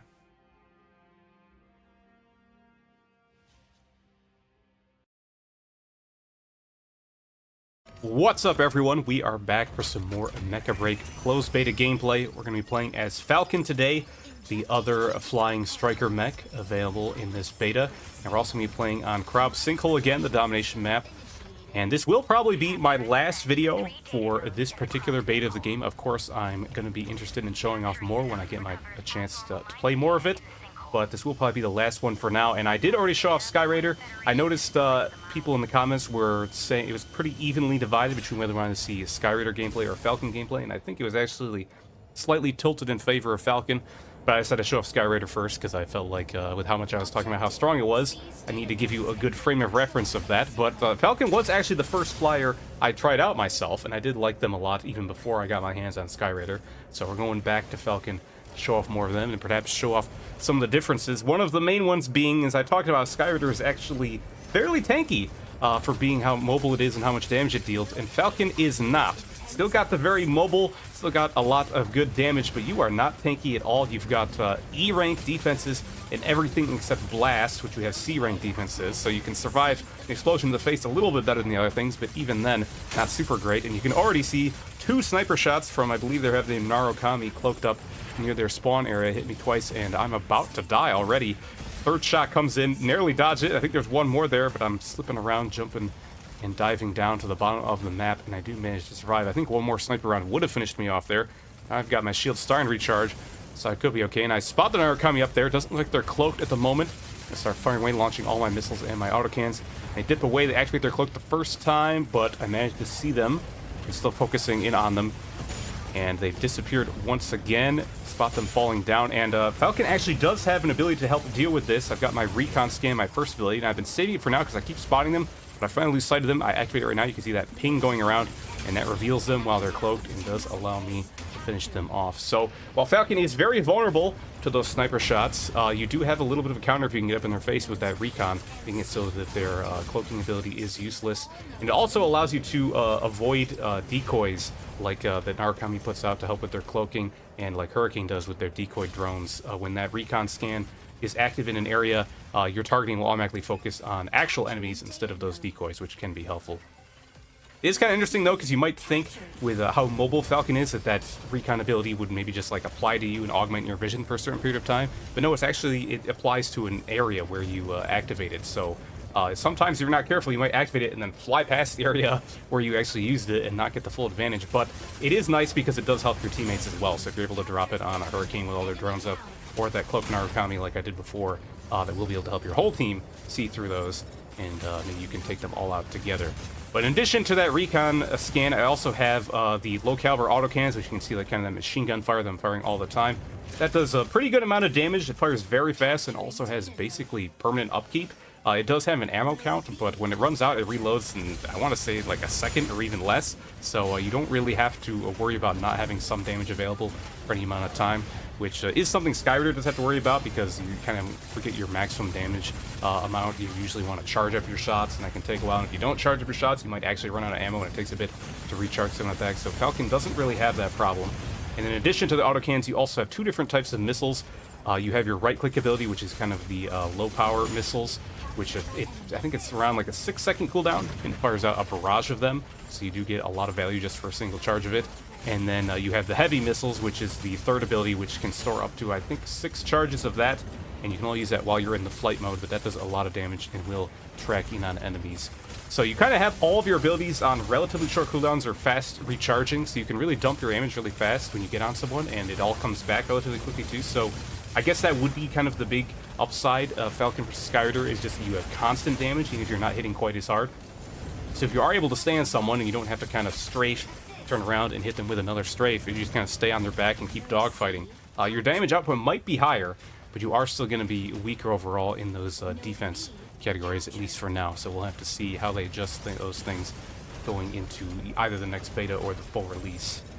But we have been doing really good so far. 3 points capped, and I've run into my Illuminate teammate a couple times, and they've been able to heal me almost back up to full. So even though I almost died right at the start of the match from those sniper shots, I'm pretty much back to fully operational now. And I'm once again on the enemy Falcon's tail, and this is what I'm talking about. If they just can't get me unable to focus on them for a little bit of time, I can just keep outputting damage, and I'm losing sight of them a little bit when they go around these corners, and I activate the boosters, get a little bit closer, and able to finish them off with another shot from my friendly sniper. And we still got this 3-point hold. We're gonna have to see what they do here. I spot the Tricera going over there. That's a rough one for me. I mentioned in the Tricera video that Tricera's best defenses are in Blast and Ballistic, and that is all that Falcon has access to. Your autocannons are ballistic damage, and then all of your missiles are Blast. So it's going to take me a long time to deal with him without any sort of help. So unless I've got some allies around, I'm probably going to look for other targets. They were able to get B point now. I'm waiting for my engine to recharge, then I might head over in that direction, but I think there's also some combat happening at C. I spot Skyraider, decide to get behind him, start firing away, and I don't think I actually mentioned it in the Skyraider video, but Skyraider does have an additional ability kind of attached to their flight mode, and that is that they have these little drones that fly out in front of them, which you may have actually been able to see when I was really up close to them there, that will intercept missiles. So, like I said, Falcon, a lot of your damage is tied to those missiles, aside from the autocannons. So, if you can't get through those and it keeps intercepting your missiles, it's actually pretty hard for Falcon to win that fight one-on-one. I was able to do a lot of damage there, but he did slip away at the end. And now I've got the enemy Falcon coming for me. I'm kind of waiting for him to come around to see if I can juke him a bit by flying the opposite direction. I'm hoping to find that Skyrider again. I spot him right there, but I got hit by some of his jamming missiles. So I'm going to take a sec to kind of recalibrate and find out where he is. So he's flying over towards my Narukami, pretty low. And he's out of his flight mode for a second, so he can't use those missile interceptors when he's out of the flight mode, but he does get back in it. Not quick enough, though, and we are able to take him out. So Skyrider can run out of those missile drone intercepting stuff. It has like 30 charges, but I don't know. When I've been playing Skyrider, I feel like I never get below 20 or so. So they recharge pretty fast, and you got to be getting hit by a lot of them to actually run out. But I also don't know if they're like fully accurate at intercepting. They may let some missiles through, so you're still getting some damage. Either way, like I said, your missiles come back so quick, you might as well fire them anyways and see what can happen. We're on the Narukami again here. Gonna see if we have to use our recon again. Decided to use it right there because my Panther's already on him. Got the pin once. He's starting to slip away. Narukami's down near the bottom, and we are able to finish them off together after getting that scan on him. Now I'm out of energy, waiting on the edge of this cliff here, and I don't know if Falcon has the same energy utilization as Skyraider. I feel like I have to get out of flight mode more often, but maybe that's just because I'm trying to fly at a higher speed most of the time and using my barrel rolls in the air to dodge stuff since I'm a little bit squishier, and that's causing me to go through my energy more quickly. Either way, it takes pretty quick to recharge, so if you do have to sit for a sec and kind of readjust to figure out the situation in the battlefield, most of your energy will be recharged by that time. We're kind of on Skyraider again, chasing after an enemy. It does have 2 points capped, but the score is getting it near the end. And as I blast away that Skyraider, we do reach the 1,000 score, and that will push us over the top to win this map. So for as much as I talked about Falcon being a glass can, I didn't actually die that entire match. So narrowly surviving a couple close encounters, getting healed up by my Lumine, and just in general kind of avoiding fights where I can, taking them when they're to my advantage, ended up working out really well, and I was able to get the MVP. So hopefully you guys enjoyed seeing that Falcon gameplay. Like I've said 100 times at this point, I do feel like it's weaker than Skyraider, but still really good, and anything could change going into the future with the next beta or the full game release. So who knows, the tables may turn, and we may see Falcon on top after that. But like I said, this is going to be my last video for the Mecha Break closed beta. I hope you guys enjoyed everything that you saw. I'm sorry that I wasn't able to get to every striker, but next time I get my hands on the game, we'll have to go through the rest of them and see what you guys think. So thanks everyone for watching. I hope you all enjoyed, and I will see you next time.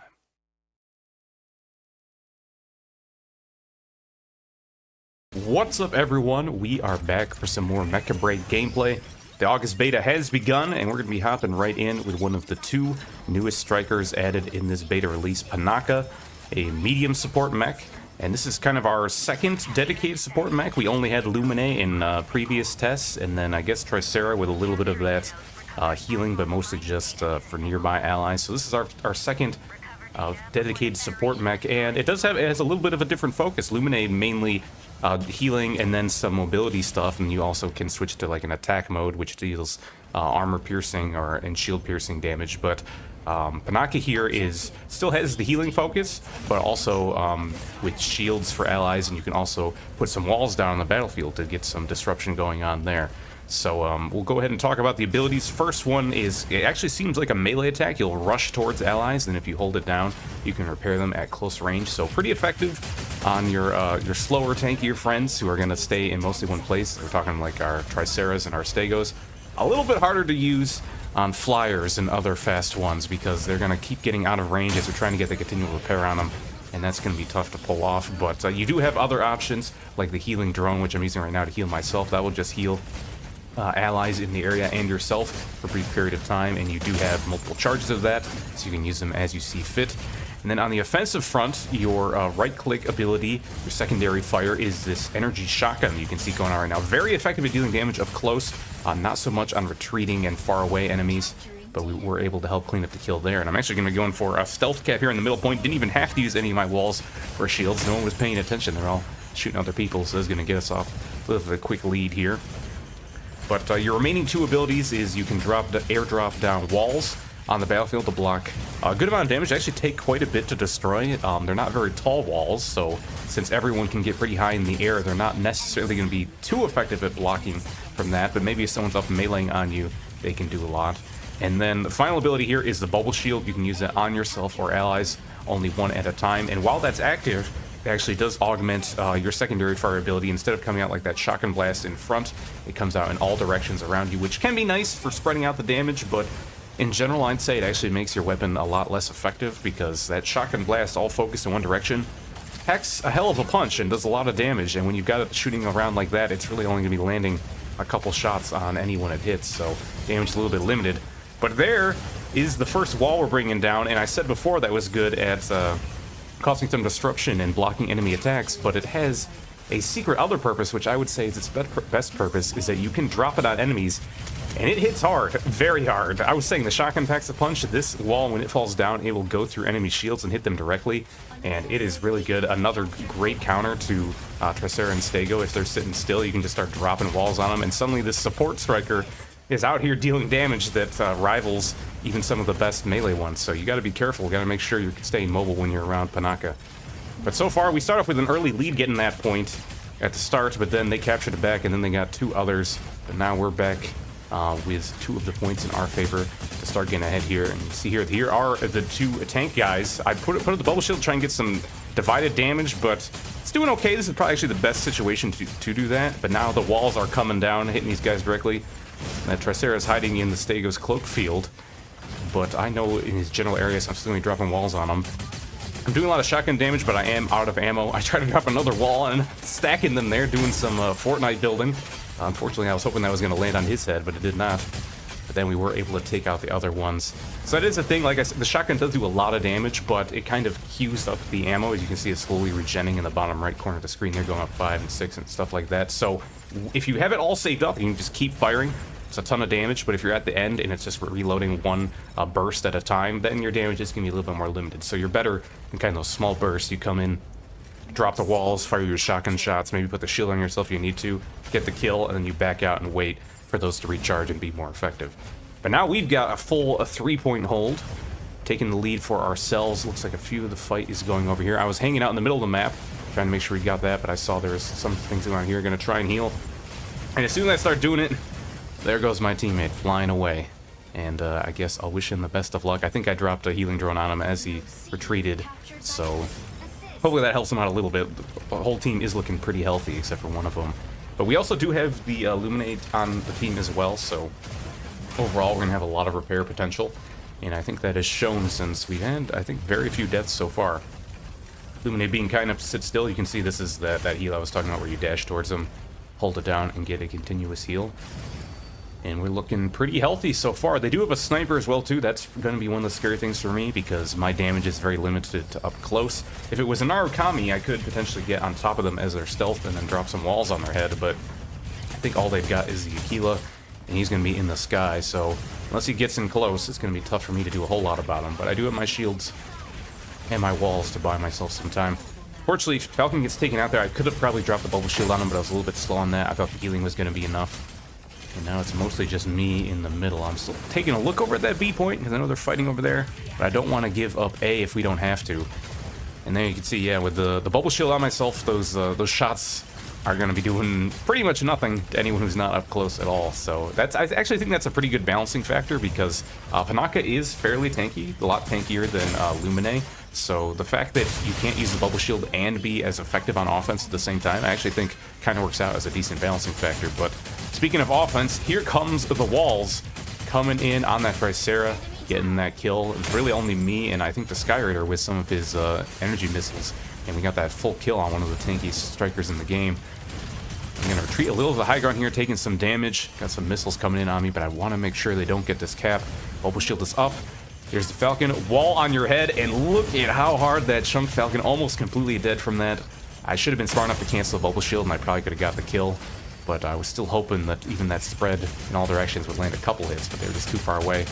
But there we go. That's the focus fire I'm talking about. Taking out that Stego, and then we're going to get a lot of damage on Aquila here. Sniper, but he's up close, so this is my chance to deal damage. But I lose sight of him. He lands a couple shots at me as I'm retreating. Looks like he got the high ground there. I'm just going to chill out for a sec. We got a pretty sizable lead right now, but aside from the middle point, the enemy team does have both of them. Gonna get a few heals on our Panther. Venan is our Panther. He's actually a friend of mine. We randomly got in a match together. He's really liking that Panther. I'll have to do a showcase on Panther at some point too, because I have played a bit more of that, and it is a very fun striker. I think a lot of people are listing that as one of their favorites. We are able to capture B point now, so we are a little bit more even. Finally getting a chance to get some repair on my Skyraider before he flies away. Got him up nice and healthy, and I'm going to continue to stay kind of middle of the map area because I think I'm doing best over here and hope the rest of my team can handle defending that other point. Because at this point, I think as long as we have one point for the rest of the game, I think we are going to win. So I just want to make sure they don't stealth cap this, even if all the fighting is going on over there. But since it is a little bit of a lull in the combat, I guess I will take at this time as a moment to point out that I am running an alternate UI this time around. I know some people mentioned in my previous videos that the original UI, which is still in the game, if you haven't had a chance to play the beta, is still available if you do like it, but it had a lot of the ability information and health and stuff like that around the center reticle. And you can run the HUD2 layout, which I'm using right now, which does spread it out a bit more into the bottom corner. So if you prefer this kind of look, if you felt it was too busy in the middle, that's definitely an option for you. And if you preferred the original look, how it was in the other videos, you can do that as well. I'm not entirely decided myself so far. I think I'm kind of okay with both. But we're charging Sakila at the end here. Probably would have got the kill if the time had run out. But there we go, getting the victory. Could actually seem pretty close at the start, but we pulled ahead and had almost double their score at the end there. So pretty dominant performance for the rest of the match. And a really good game on Panaka. Did not end up getting the MVP here, but still a very good score overall. And I think when I show the stats here, you'll see that direct damage-wise, at least, I was actually second best in the whole lobby. So those walls coming through and piercing shields, pretty effective source of damage that you might not expect. But yeah, that is going to be all for this time, guys. Hopefully you enjoyed seeing some more Mecha Break and Panaka gameplay. If there's any specific strikers you really want to see, let me know. I'll be making a lot more videos for this beta test. And if you're still looking to get into the beta, make sure to check out my stream. The Twitch drops are dropping beta keys, and from what I've seen, people are getting them pretty quick, so you don't even necessarily have to tune in for that long. But hopefully I can see you all in the game pretty soon.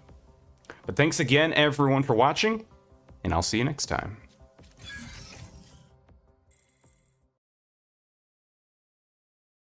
What's up, everyone? We're back for some more Mecha Break closed beta. Going to be playing as Tricera today, but it's going to be a little bit different. So far, I've mainly been showing off the 6v6 PvP game modes, but today we're playing Ace Arena, which is the 3v3 deathmatch game mode, which is also available. It has its own separate rating system and probably its own separate kind of striker meta, depending on what you feel like playing. And Tricera, I feel like, does excel in this mode.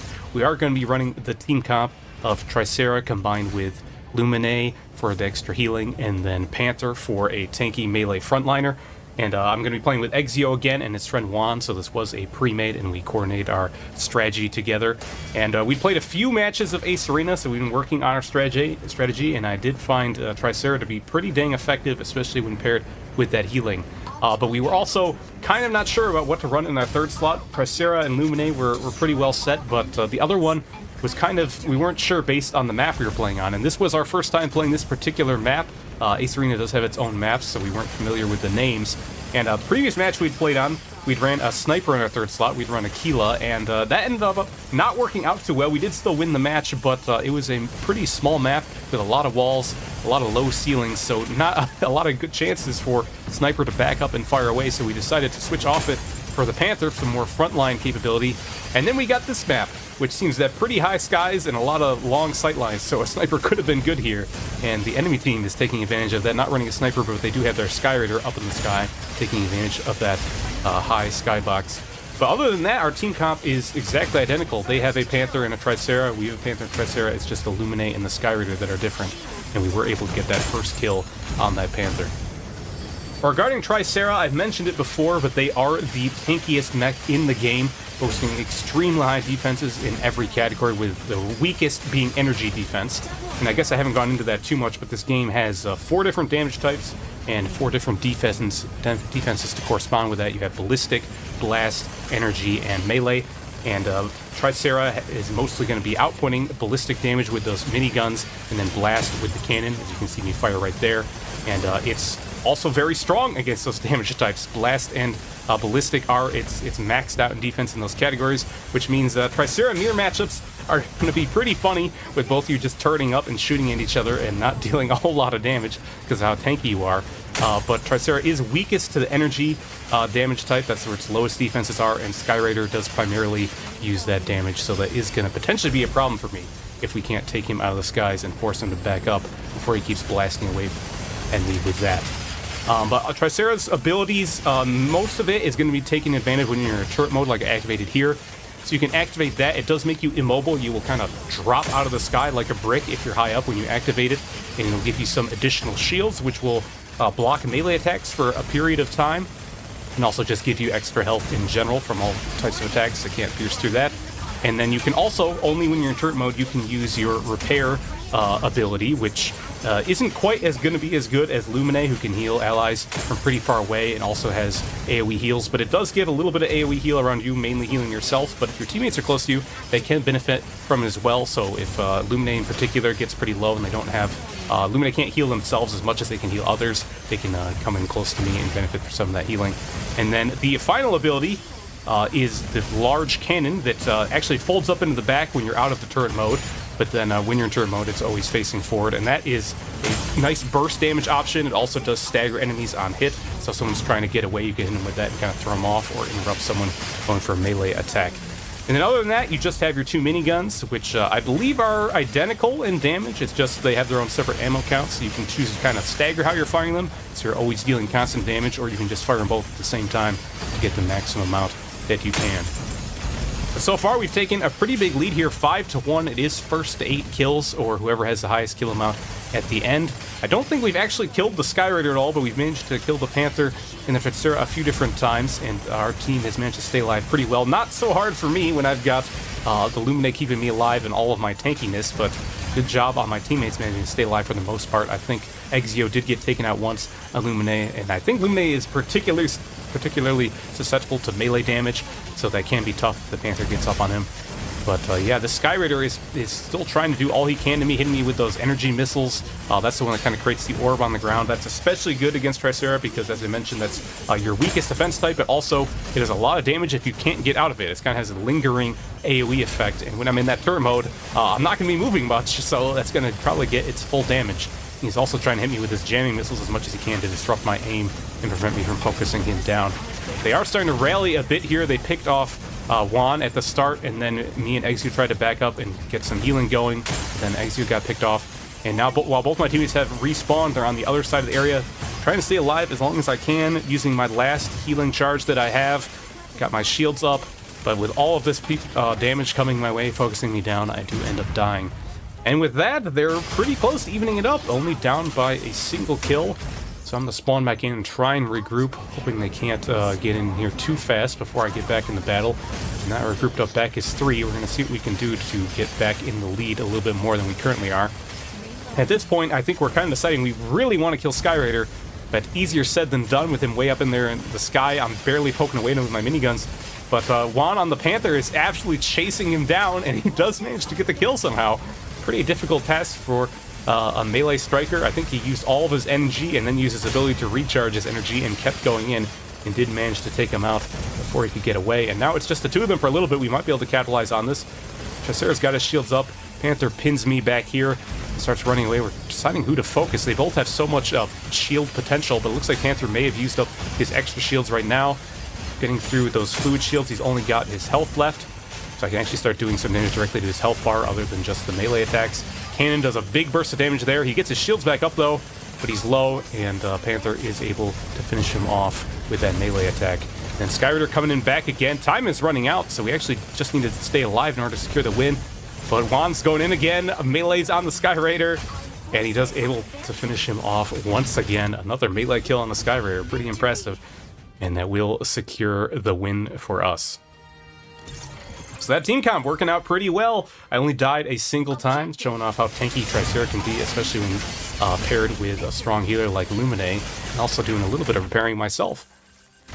And that is able to get me the MVP. I do feel like Juan probably deserved it with him chasing down those Sky Raiders at the end, but I'm certainly not going to complain that I got the MVP for my Tricera gameplay. And don't sleep on that Tricera healing either. Lumine is still going to be the best in that, but as you'll see from the final stats here, my repair stat was actually fairly high, which you wouldn't really expect from a striker of Tricera's design, but it definitely has some sleeper support potential in that regard. But yeah, hopefully you guys enjoyed seeing this Tricera gameplay. I know quite a few people were asking for it, so hopefully you were satisfied with what you saw. This is going to be it for now. Thank you everyone for watching, and I'll see you next time.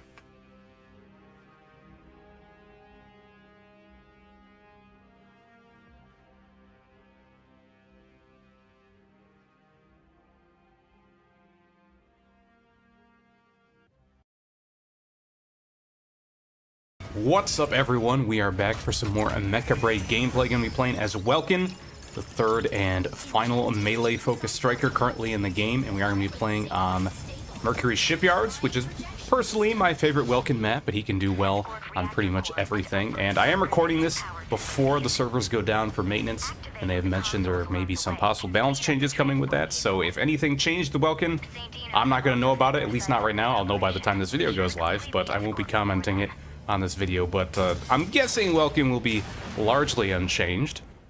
But speaking of changes, Welkin was probably the biggest winner coming from the previous beta. Got a lot of big buffs. Most people probably agreed. I know I personally thought that Welkin was the weakest striker in that previous beta. He could dish out some pretty decent damage like he can today, but he was absolutely a sitting duck. If anyone tried to shoot on him, his defenses were a lot lower.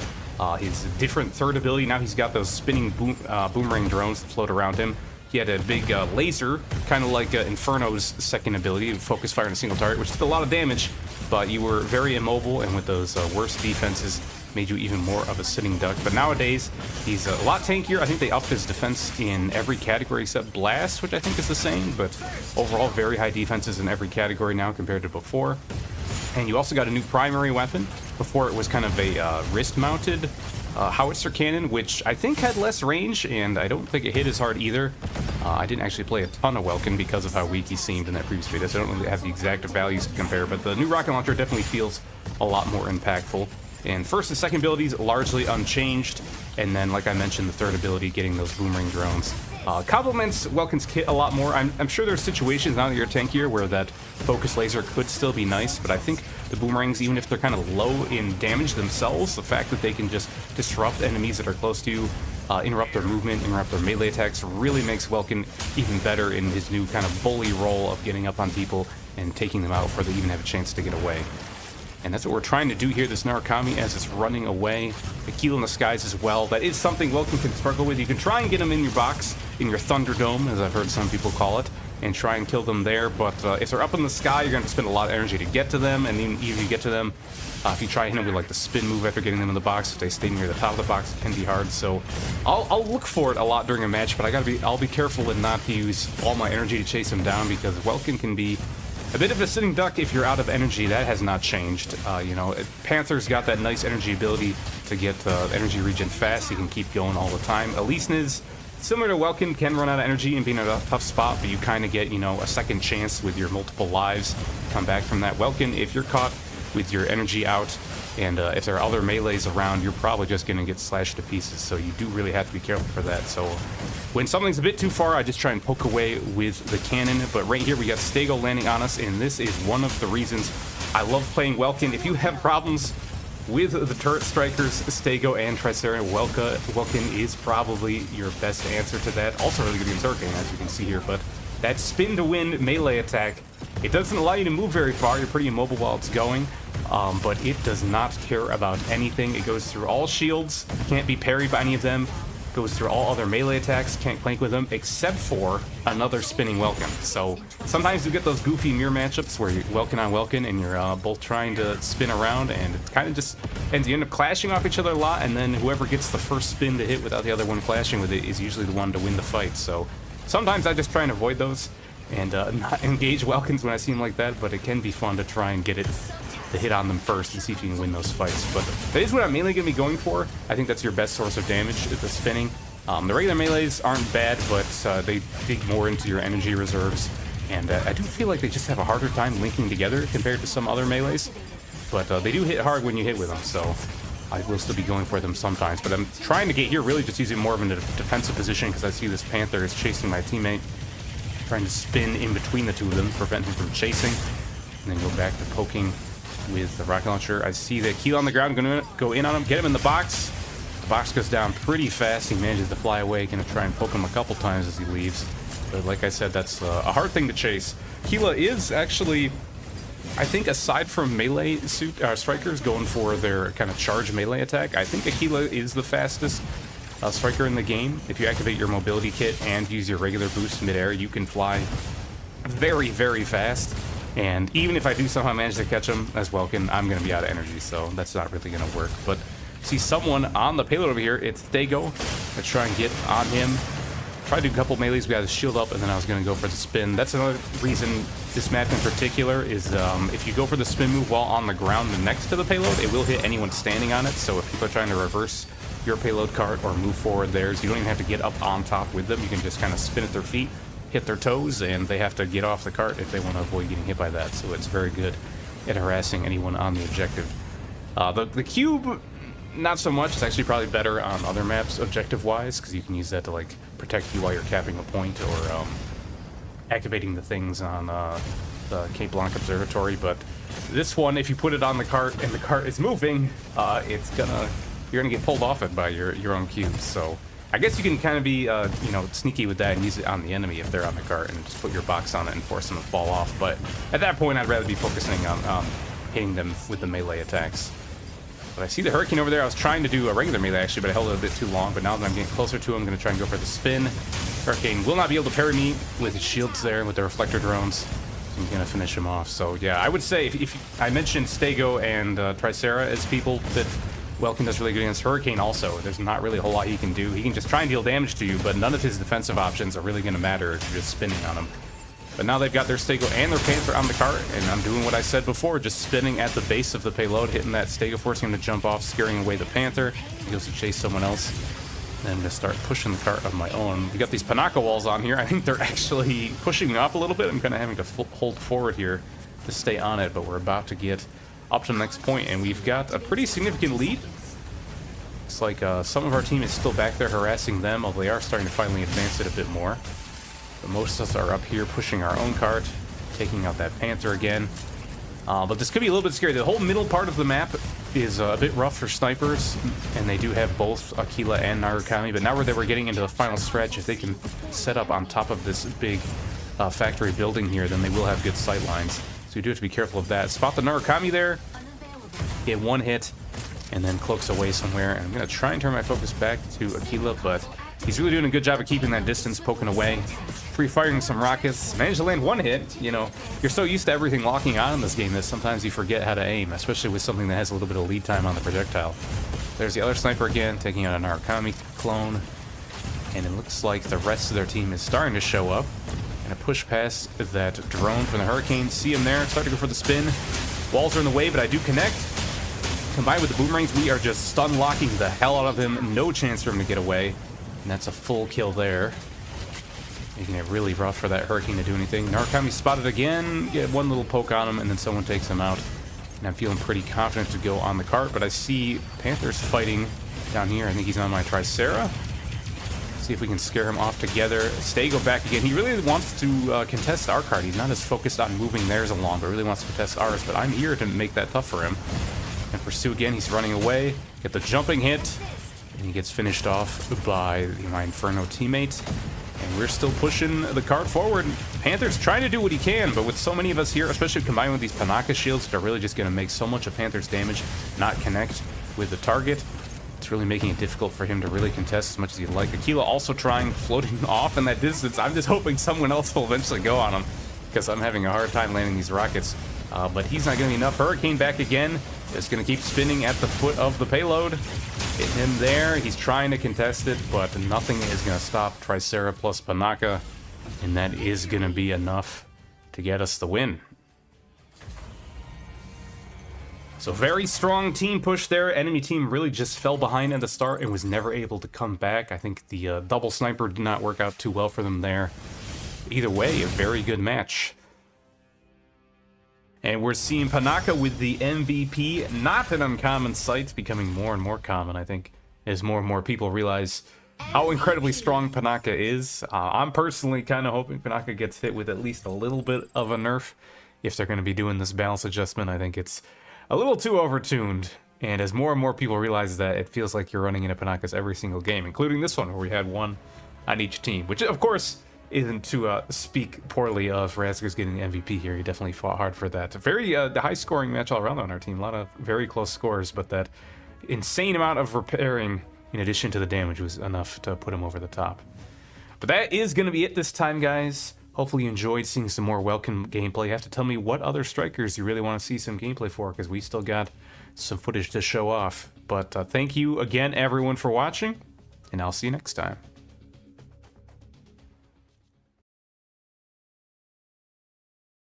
These things are miles on.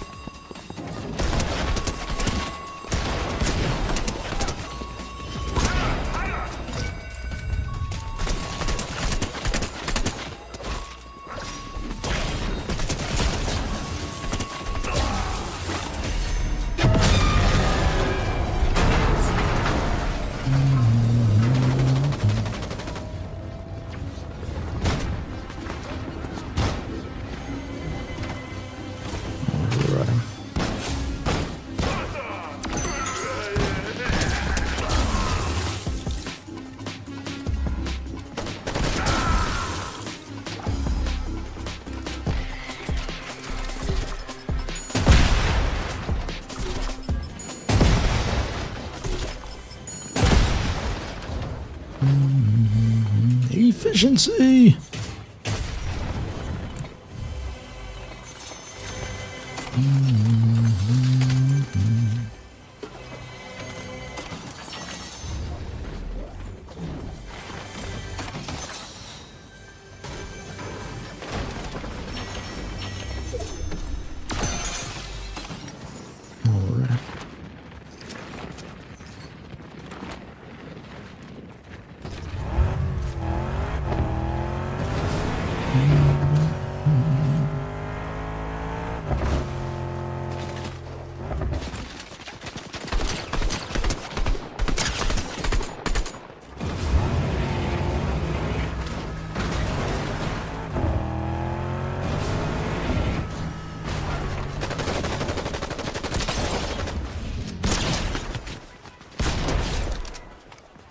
Fortnite feet pics.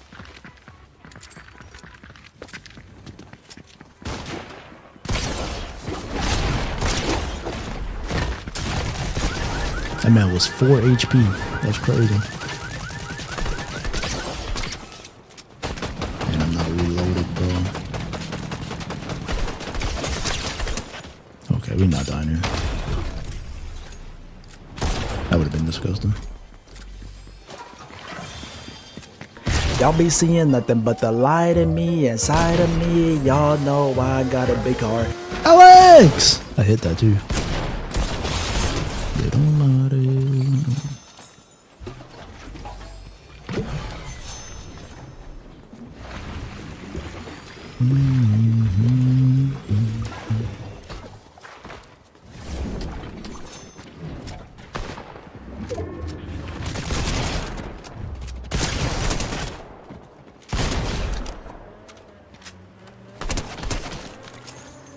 Ain't everybody pulling up on.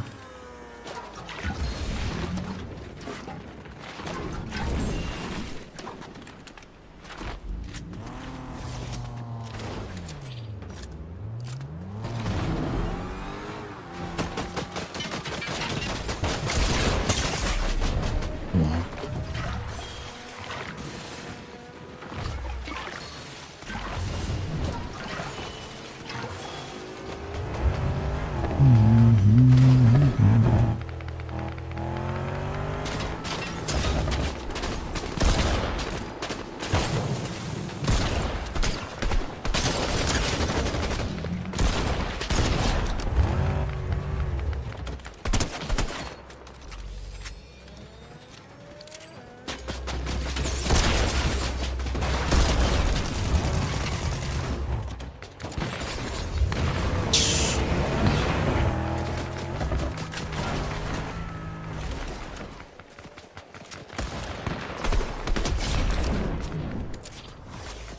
Golly, boy. It's a fiesta, fiesta.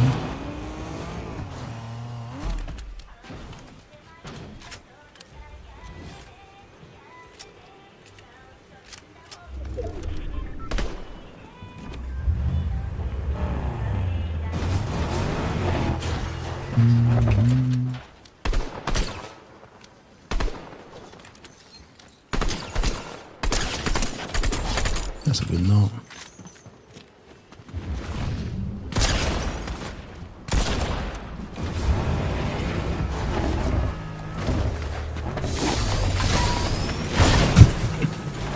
Both of them, boy. Y'all be seeing nothing but the light in me, inside of me. Y'all know I got a big heart. Squad wire.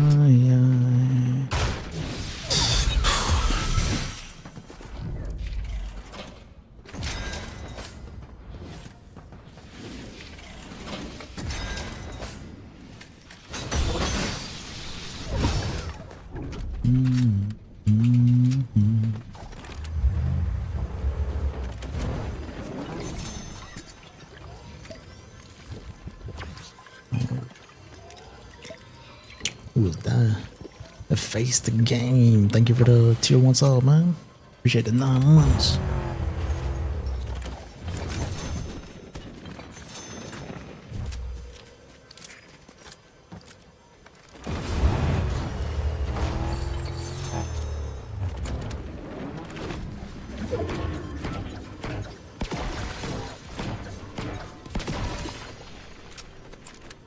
All right.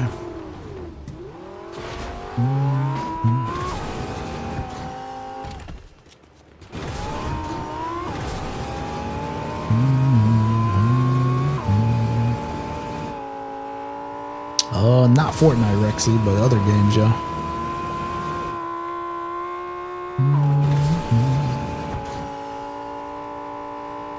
Just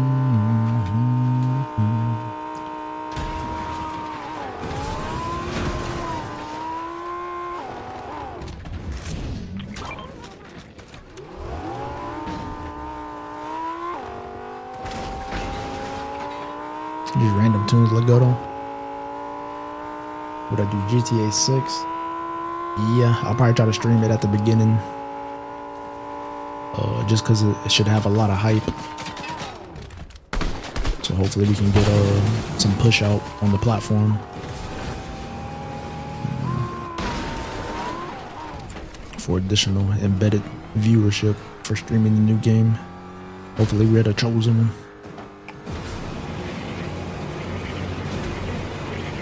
Yeah, I'll definitely try GTA 6.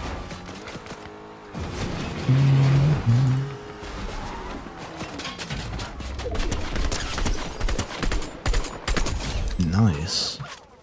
Hit that man from deep.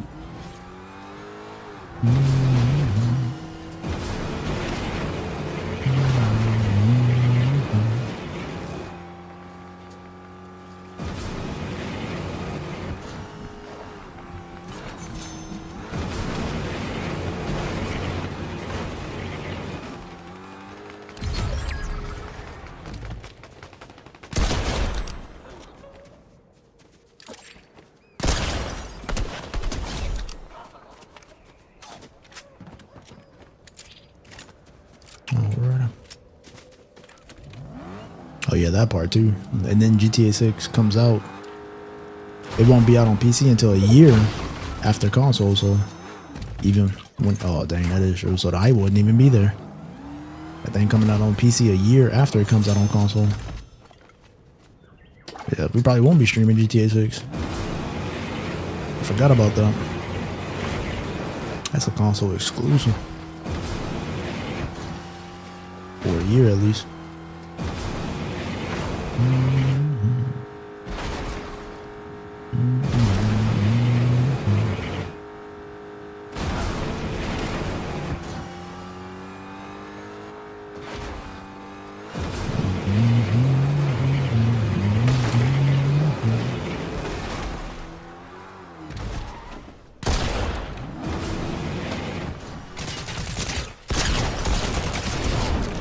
Let's roll.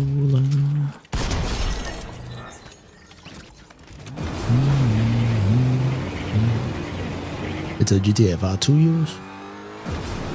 Yeah, that sounded like they.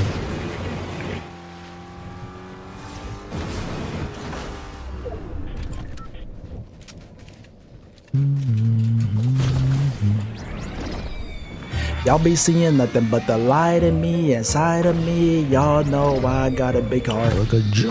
Thank you for getting this out to a native burrito.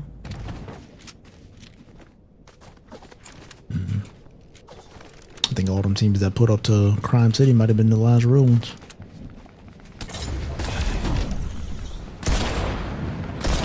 Come on.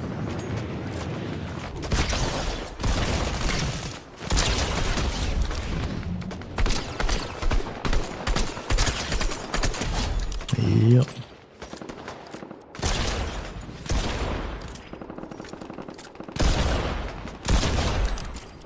Alright, I guess some GG's and... No, maybe not. Ooh.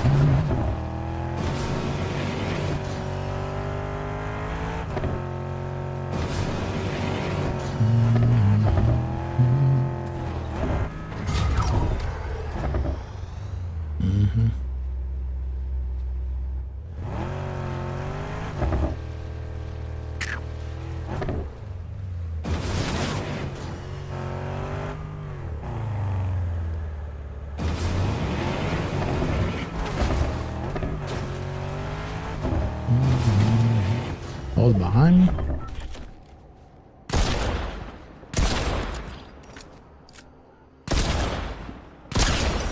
Get some GGs and dubs and dubs. Actually, let's try it.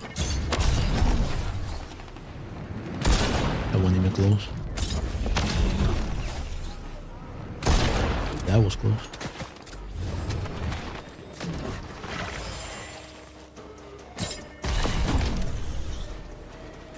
Three.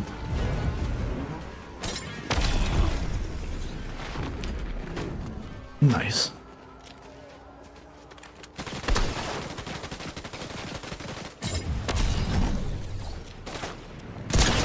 Hurry up.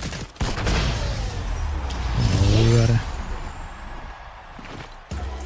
Alright. That's gonna be it for me.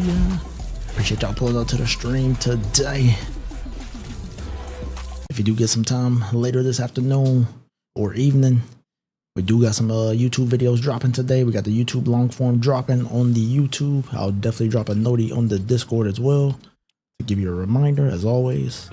And then we also posted 3 or 4 short form pieces of content today too. So if you get some time today, check those out. Drop a like, drop a comment if you can. Appreciate the love and support y'all on the daily. Thank you for pulling up. And most importantly, thank you for your time. Hope you enjoy the rest of your afternoon/evenings. I love you. And I'll see y'all tomorrow. Peace.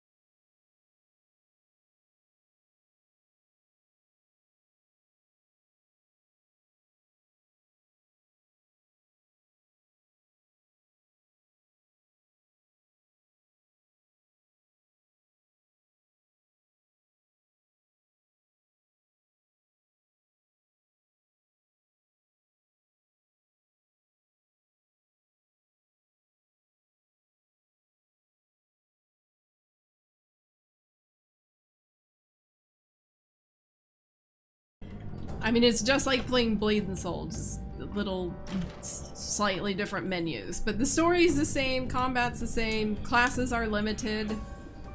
Ooh, what else? I don't know, it's a nice nostalgia trip. So if you enjoyed Blade and Soul, go for it.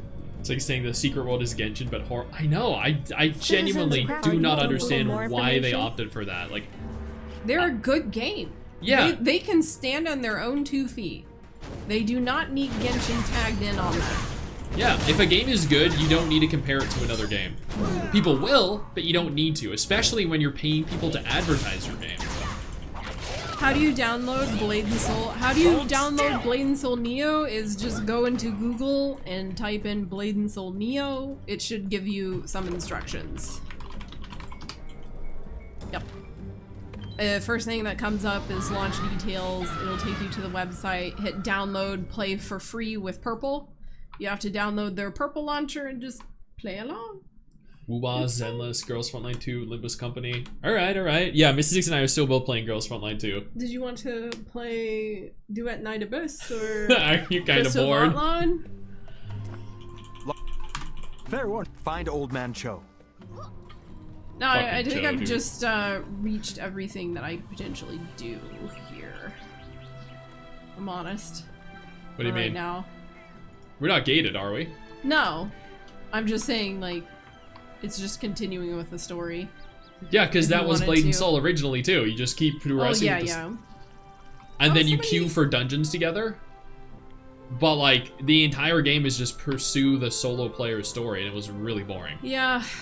But This there is a dungeon we eventually get to, but it takes us a while. Well, that's what I said. There are dungeons you can queue for, like co-op dungeons you can do, but none of them are co-op necessary. They're all story and solo, and they're all done by yourself.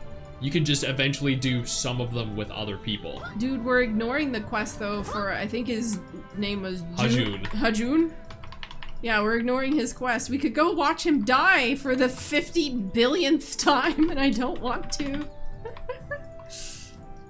Why does the character look like she's oiled up? That's just Blade and Soul. No, that's just Styx's really bad character creation. No, Blade and Soul was the MMO that like brought oiled up characters to the forefront of the genre. That's true. Terra and Black Desert both had beautiful non-oily characters, but Blade and Soul was heavily oiled up, and it was always really weird. It was much worse though in the OG back when it used Unreal Engine 3. It looked so much worse. Yeah. Is she Jin or Gon? She's a Yun, actually. Story gets good at the end. No, the story of Blade and Soul does actually get good, but it's still very, very multiplayer unfriendly for a lot of it. Your character has some legs on it? Yeah, she does. Jun's Quest gives you training certificates to give you skill points, kind of worth getting. See, out of the way. Tira's World's trying to be nice with you. Tira's World was like, God, that's an ugly character, but what can I say that would just be factual? Your character has some legs. That's a compliment. That sounds like a compliment to me. What was the game you said was similar to Soul Worker? It is Crystal of Atlan. That's what I'm jumping into now. Oh, we're heading into Crystal of Atlan? Yeah. Okie dokie, let me just mosey on over. Do you I don't need- know, chat. What do you think about Blade and Soul so far? It's worse than original Blade and Soul. You might want to update the category then. I might be able to. Ugh. Ads, rip. No! No, this is not on Steam. Alas. So Crystal of Atlan, not Duet Night Abyss? Yeah, Chris Vaughn. Terra Neo win? Dude, let's not do Terra Classic. Ever. The tutorial was enough. It's pretty much the OG Blade and Soul, just with less dumplings. You mean no dumplings? I have 2 dumplings. 2! I cry.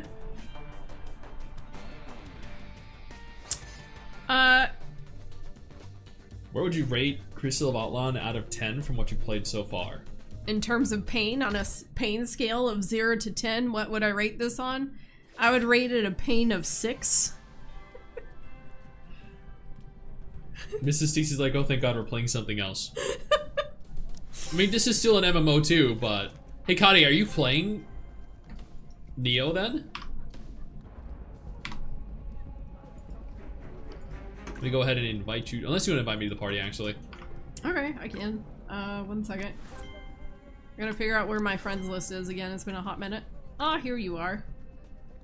Invite to team. Although, what are we doing that's team related here? We could run something if you wanted to, or... Wait, hey, Pebble, are you still here? Pebble, carry us. Let's see. Wait, is Invis here? Invis, are you still here? Launching now? Okay, there you go. Out of your chair, into space. I'm downloading it just so I can remake my characters and compare them. Okay, Nice. okay. Then you're gonna post them to Twitter. Invis is here. Nice, nice. Invis, you promised, dude. You promised. You said if I'm there, I will 100% let you walk and get down on my knees and let you ride me like a mount. I remember you. I always loved seeing Hikari's character creations. This is Crystal of Outlaw, new MMO. I feel like though, if there was a lineup of characters that people created, I could always pick out which one was Hikari's. Yep. Baba, what's up? You can carry me? Okay, yep. I figured I'll carry you and Pebble again. Will Although do. I don't know what what are we doing? What are we doing, Bob? I'm just waiting for Invis to hop on.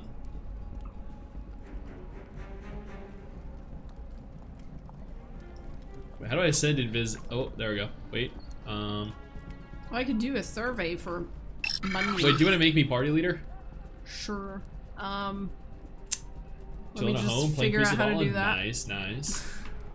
You only post on Twitter once in a blue moon. Really? I feel like you used to post a lot more. What happened? Why does this look like Tower of Fantasy? This is Tower of Fantasy, but better. There, transferred leadership. worse, You got it. Depending. Dude, they're already level 60. I'm 36. How are you 41? I was playing it yesterday. What the fuck? Now I probably can't join in what you're doing. Why does it look like Tower of Fantasy? You know what? I can see that. Graphically, yes. Hold on, I'm trying to... Ah, you're summoning us. I am? Well, don't click it. Hey, there's Invis. Nice. Well, that's okay. We're all Elmo coming anyway. I'm right behind Invis. Oh. I'm chasing Invis. Okay, Come I thought back. that might be it, but... I wasn't sure. Hold on.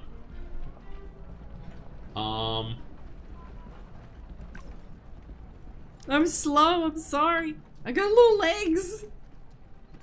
Although I see Invis went little girl as well. We're all little girl. It's just a party of little girls. Holy fuck. We're all the same class. I'm not sure. What the fuck? Let me see if... Let me quickly do this. Let me see if then... Being kidnapped. Okay. Fuck, you don't meet the requirements for this. I know that because I am lower level than you. That's not related to level. It's related to hard mode progression. Okay, let me make you party lead then. Okay. There you go. Okay, what am I taking us into? Hard modes, whatever the latest one, latest one. How do you furthest one see do. that? Click the double swords on the side of the screen, and then click adventure. Adventure. And then swap it from story mode to hard mode on the top right. Okay, so I gotta go back an entire chapter. Yeah. Hey. And just keep running whatever ones you can run. Okay. Or try to go into the next one. Does it say you can? No, you have to unlock them one at a time. Well, you have to unlock with request each one. Okay, we're gonna do this. Challenge. Because I've already gone like 4 through Well, 4 I chapters. am sorry. I am behind you. Well, I'm not saying there's anything wrong with that. I'm saying that I made progress. Are there only waifus in the game? No, there are both. Both husbandos and waifus. Wait, Pebble said no? Okay, Pebble. kick Pebble, fuck Pebble. Pebble. PvP Mrs. Sticks. No. Oh, you're putting on an outfit. Oh Thank my you, God. he's not naked, thank God. Thank you, Miss Daisy. Hurry up and get dressed. Let's go. You know what this is? Since he doesn't seem to look at chat. I look at chat all the time. What the fuck do you mean? I'm literally always replying to chat. I look away for 1 minute because I'm helping Mrs. Sticks navigate to the queue option. Come on, man. He never looks at chat. He doesn't look at me. I cry. Dude, look at Pebble's DPS. I'm just gonna Look at me, Sticks. I don't want to. I'm though. looking. I'm It looking. depends. Are you wearing clothes or? I'm looking respectfully. Hope I'm being ignored. Oh, these guys were the like buns. I remember these guys. Oh, I love them so much. Oh God, they're already dead. This is before Blade and Soul. It's essentially like a remake of Blade and Soul, or not remake, sorry, like an overhaul remaster. Boy, I'm not gonna catch up to you though. I'm so sorry for ignoring you, Anchi. He's not. He's not sorry. Two things can be true at the same time. There are husbando. The classes are locked behind gender, and all of your characters look the same. You can edit just a little bit. As you can tell, Styx and I look the same, but Invis... I promise we're not related. Invis and Pebble have, they have, outfits on, I do believe. Oh, was that it? Yeah, you got a cue for the next one. Holy fuck. Okay, well, you guys are along for the ride. Is this like Soul Worker? Yes, very much so. Oh, did I get gear, though? Yes, Afro, kinda. Is this pure co-op? Yeah, there's, a lot of the game can be done multiplayer. This is an MMO, and you can see tons of people out while playing, so. This is 100% an MMO, but an MMO more like PSO2, or Dungeon Fighter Online, or Soul Worker Online, rather than an MMO like Final Fantasy XIV or World of Warcraft. Eh? Is there any NPC interaction? Yeah, there are tons of NPC interactions. Alabama, oh god, no. Okay, let me go get this quest here. Yeah, you'll just basically just talk to him, run to the person behind him, and then do the dungeon, leave, complete it, I do it feel again. bad I'm wasting all these guys' currency though, doing Stamina? things they don't need. No, you don't need currency for it. They don't need stamina for this? Yeah, they don't use stamina for it. Okay. This is already established yesterday when I had to do it with me. Phew. Okay. This is Blade and Soul? No, we gave up on Blade and Soul for now. Because it's just like Blade and Soul. Which, you know, shouldn't really be a surprise, but it's definitely not anything new. So, it's like, if you played Blade and Soul last year, it's the same thing. If you played Blade and Soul 2 years ago, it's the same thing. By the time I get here, everything is dead. I love it. Wee. Interlock classes? Yeah, MMOs, right? Free-to-play MMOs? In a nutshell. Whoa. Deleted. Sweet, sweet XP. 120,000 every single run. Woo. Clarify by NDC, I mean Snowbreak style. Oh. Oh, so you meant can you interact with your characters? No. I thought by NPC interaction, I figured you meant can you talk to the NPCs and engage with them? Yes. Can you talk to and engage with your own characters? Feel them up? You know, grope them like in Snowbreak? No. Oh god. That's what you do in Snowbreak. They implemented the whole massage table thing where, you know... Yes, I know. Yes, yes. So... Alright, gaming, no problem, man. Have a good day. Yes, have a good one. Sure if it's your thing, but Gunzi's getting a re-release this year? Yes, I am interested in Gunzi, yeah. Thanks, no problem. I can make more Does not controller support gear. RIP. That's a shame.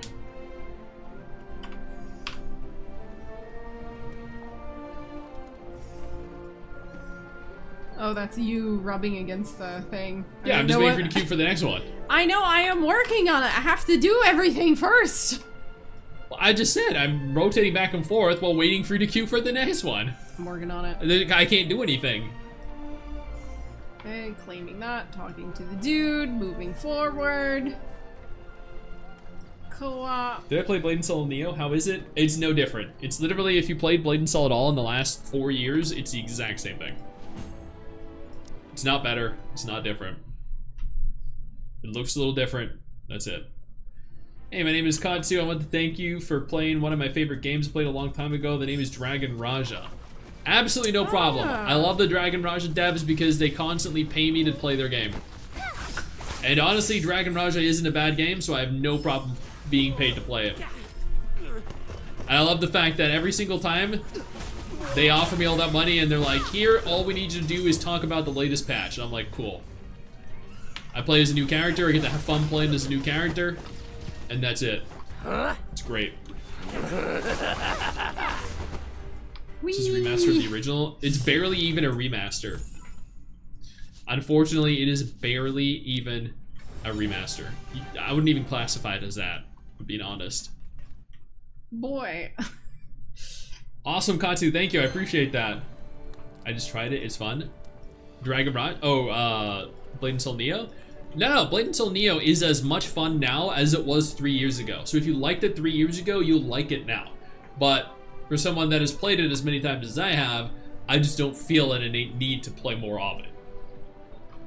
Having controller support in 2025 is kind of insane, yeah. My thoughts on Mecha Break?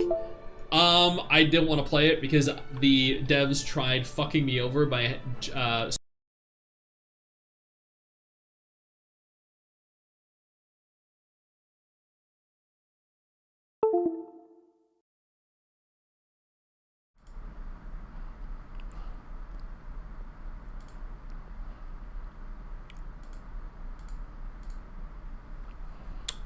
Alright.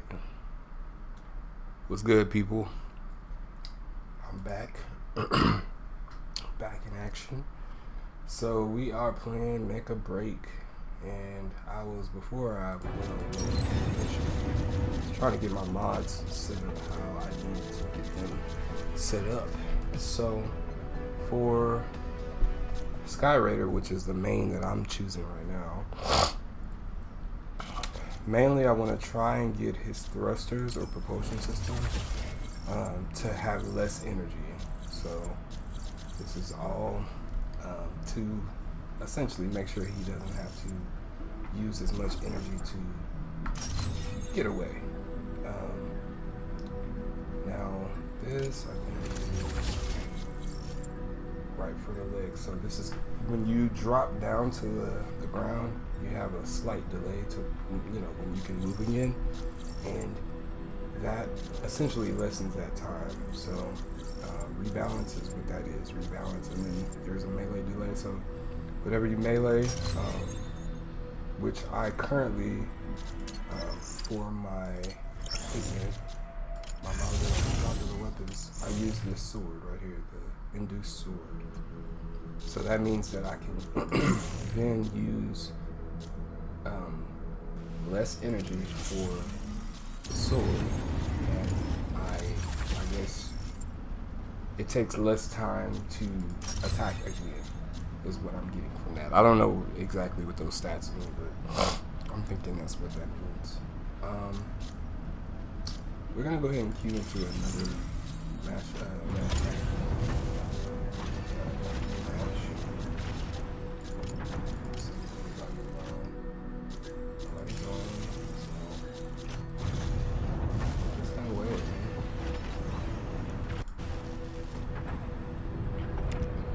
Wait, see if we get a match, and we'll go from there.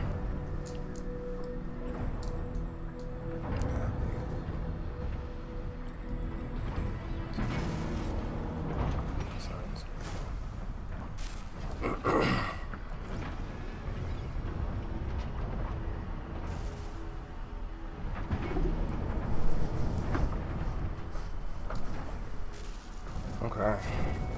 It's a little hot in here. It's actually getting hot in Houston again, which sucks. I'm actually getting some mirror right now. Alright, got a match.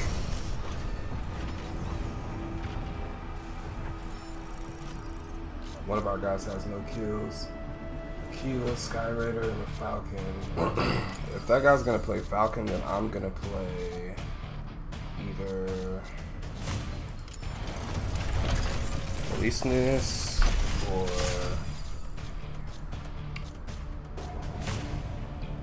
Murakami. I think Murakami actually might be good. Yeah, I'm gonna go Murakami on this one. Let's see, get some more mods on her. Fluid armor threshold. Speed boost, okay, nice. Alright, so we got a good amount of mods on her right now.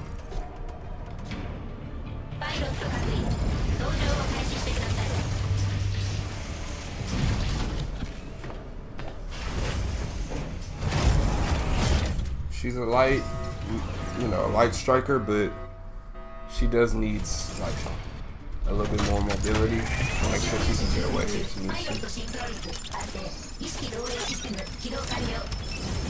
本作戦の目標は聖夜聖戦勢力の排除、そして地層破壊マシンの解体で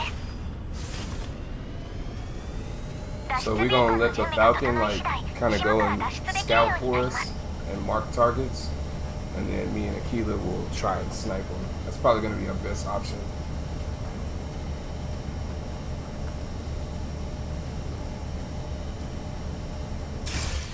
ナルカミ、いざ華麗に参りましょうぞ。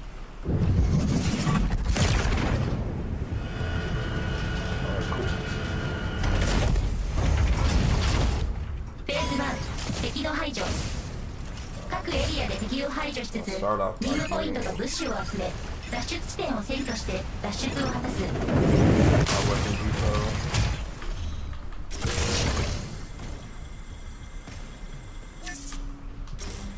Dang. I didn't even do that.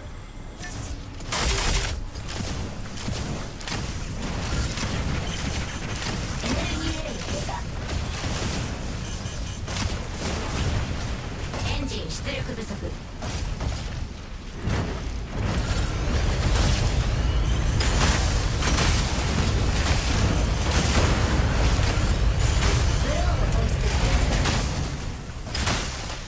現時点では使用できません。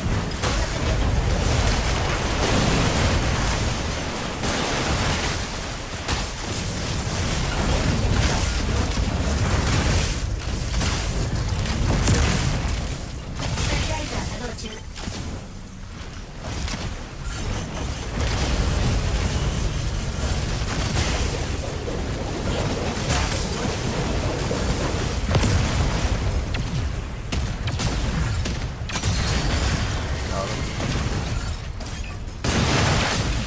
武装リチャージ中。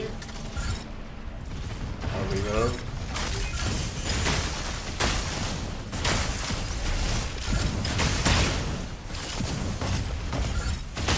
現時点では使用できません。現時点では使用できません。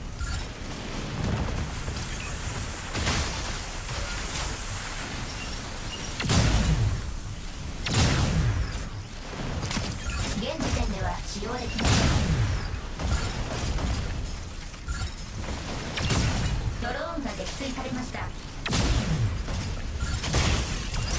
現時点では使用できません。フ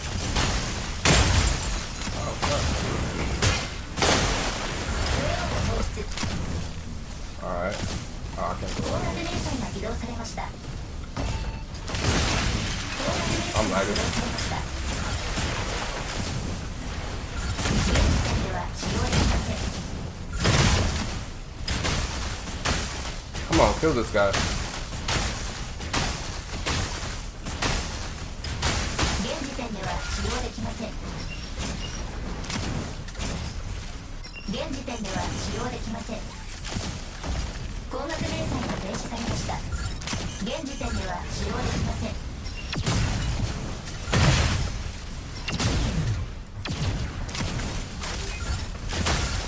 現時点では使用できません。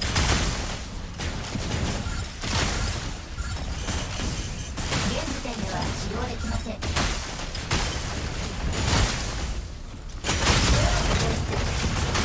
時点では使用できません。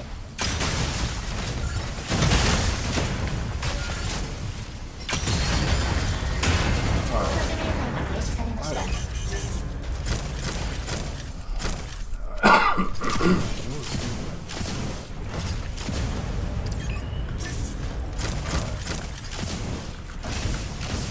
Nice some ammo.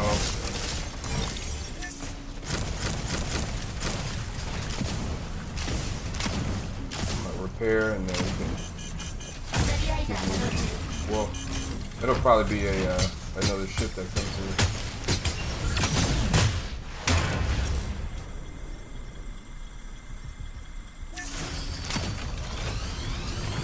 There we go.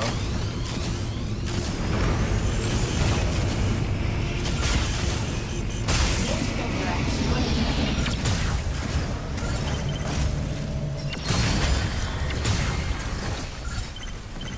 フレオを放出。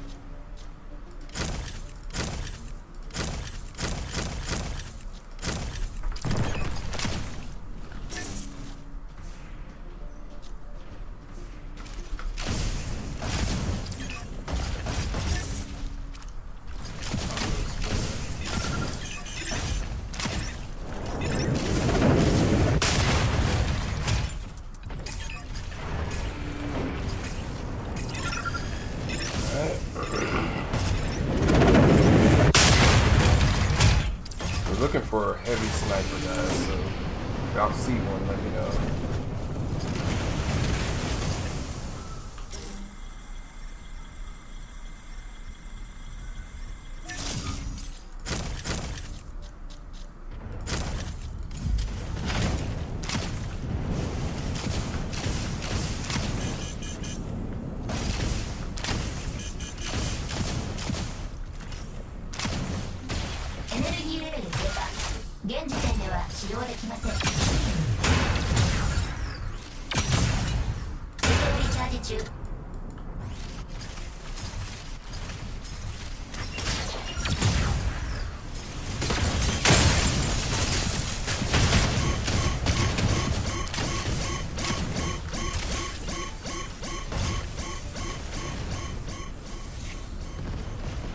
Wow, almost got killed. Freaking Falcon is dangerous, bro.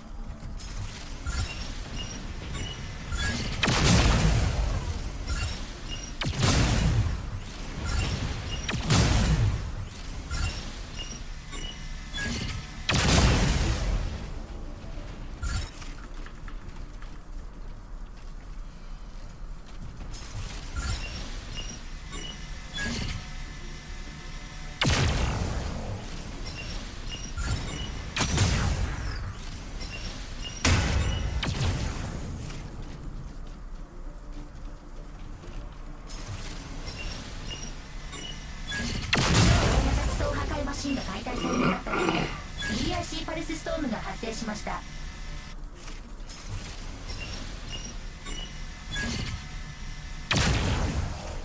光学迷彩が停止されました。エネルギーレベル低下。I should have gotten an assist off that. Right? That's why he was doing so much damage. He got the same gun I have. Transmaster research now.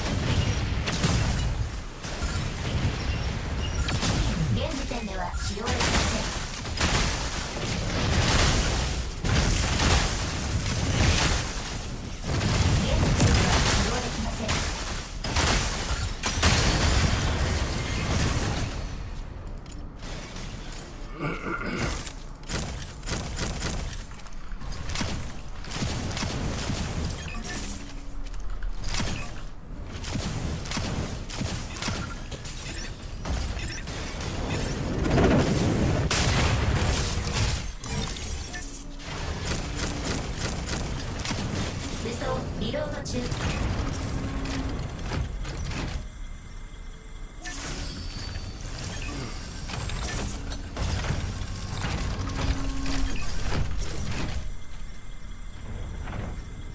Alright. Team is goated. Got it. Got that. If y'all find a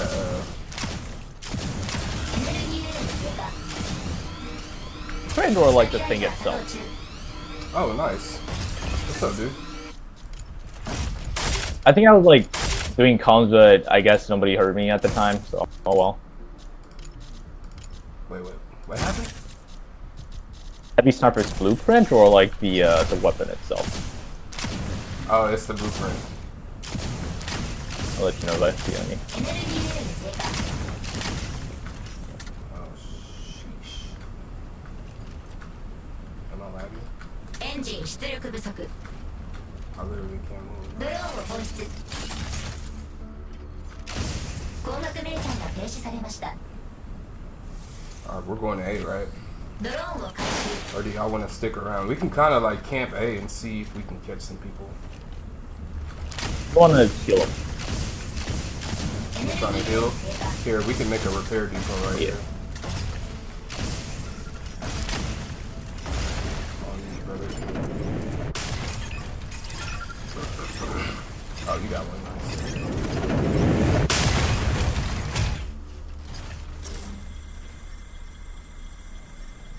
Nice. Yeah, Falcon, scout for us. Let us know, mark it for us, and then we'll try and get some snipes on us.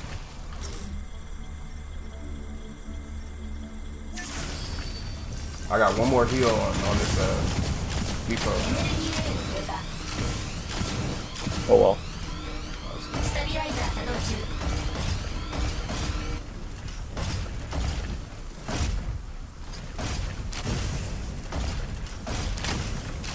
エネルギーレベル低下。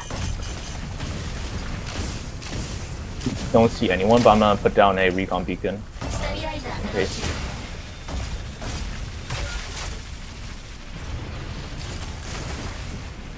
現時点では使用できません。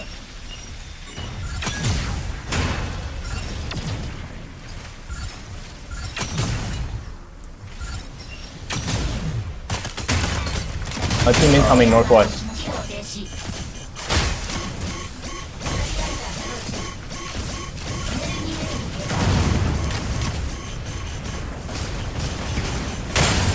I'm dead. 強制脱出装置が間もなく作動します。脱出地点 A が起動しました。 Darn it.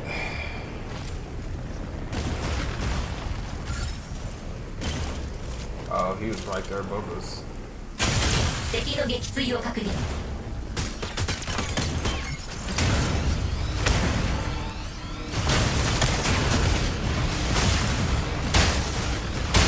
Did too. Yeah, no, GG's. 脱出に失敗しました。 You gotta be careful going up to these extractions.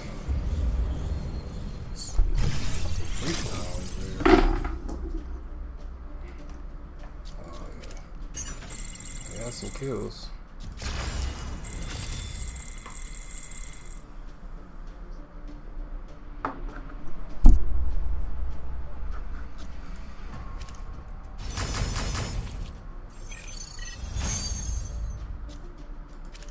Alright. I think I needed...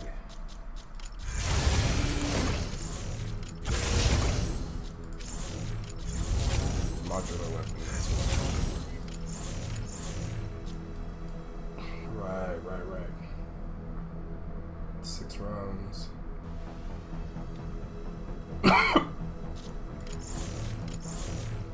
This is really what I want. 10 rounds, 20 round capacity. Yeah, this is the one I really want.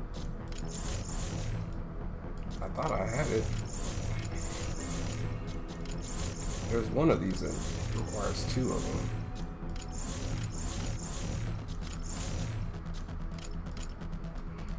Charge beam cannon.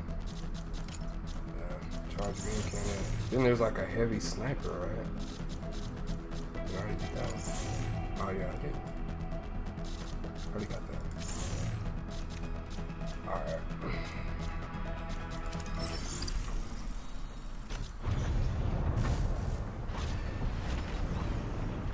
I really don't like Narukami. She's cool, she's cool. It's just, I feel like my playstyle is more geared towards like the jets. So like Sky Raider and Falcon.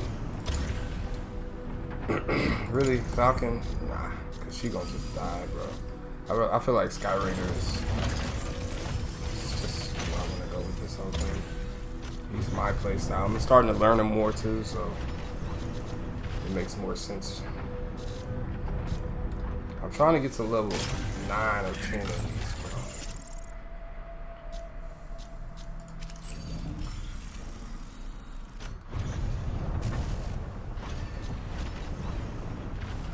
I'll tell you what. Be right back.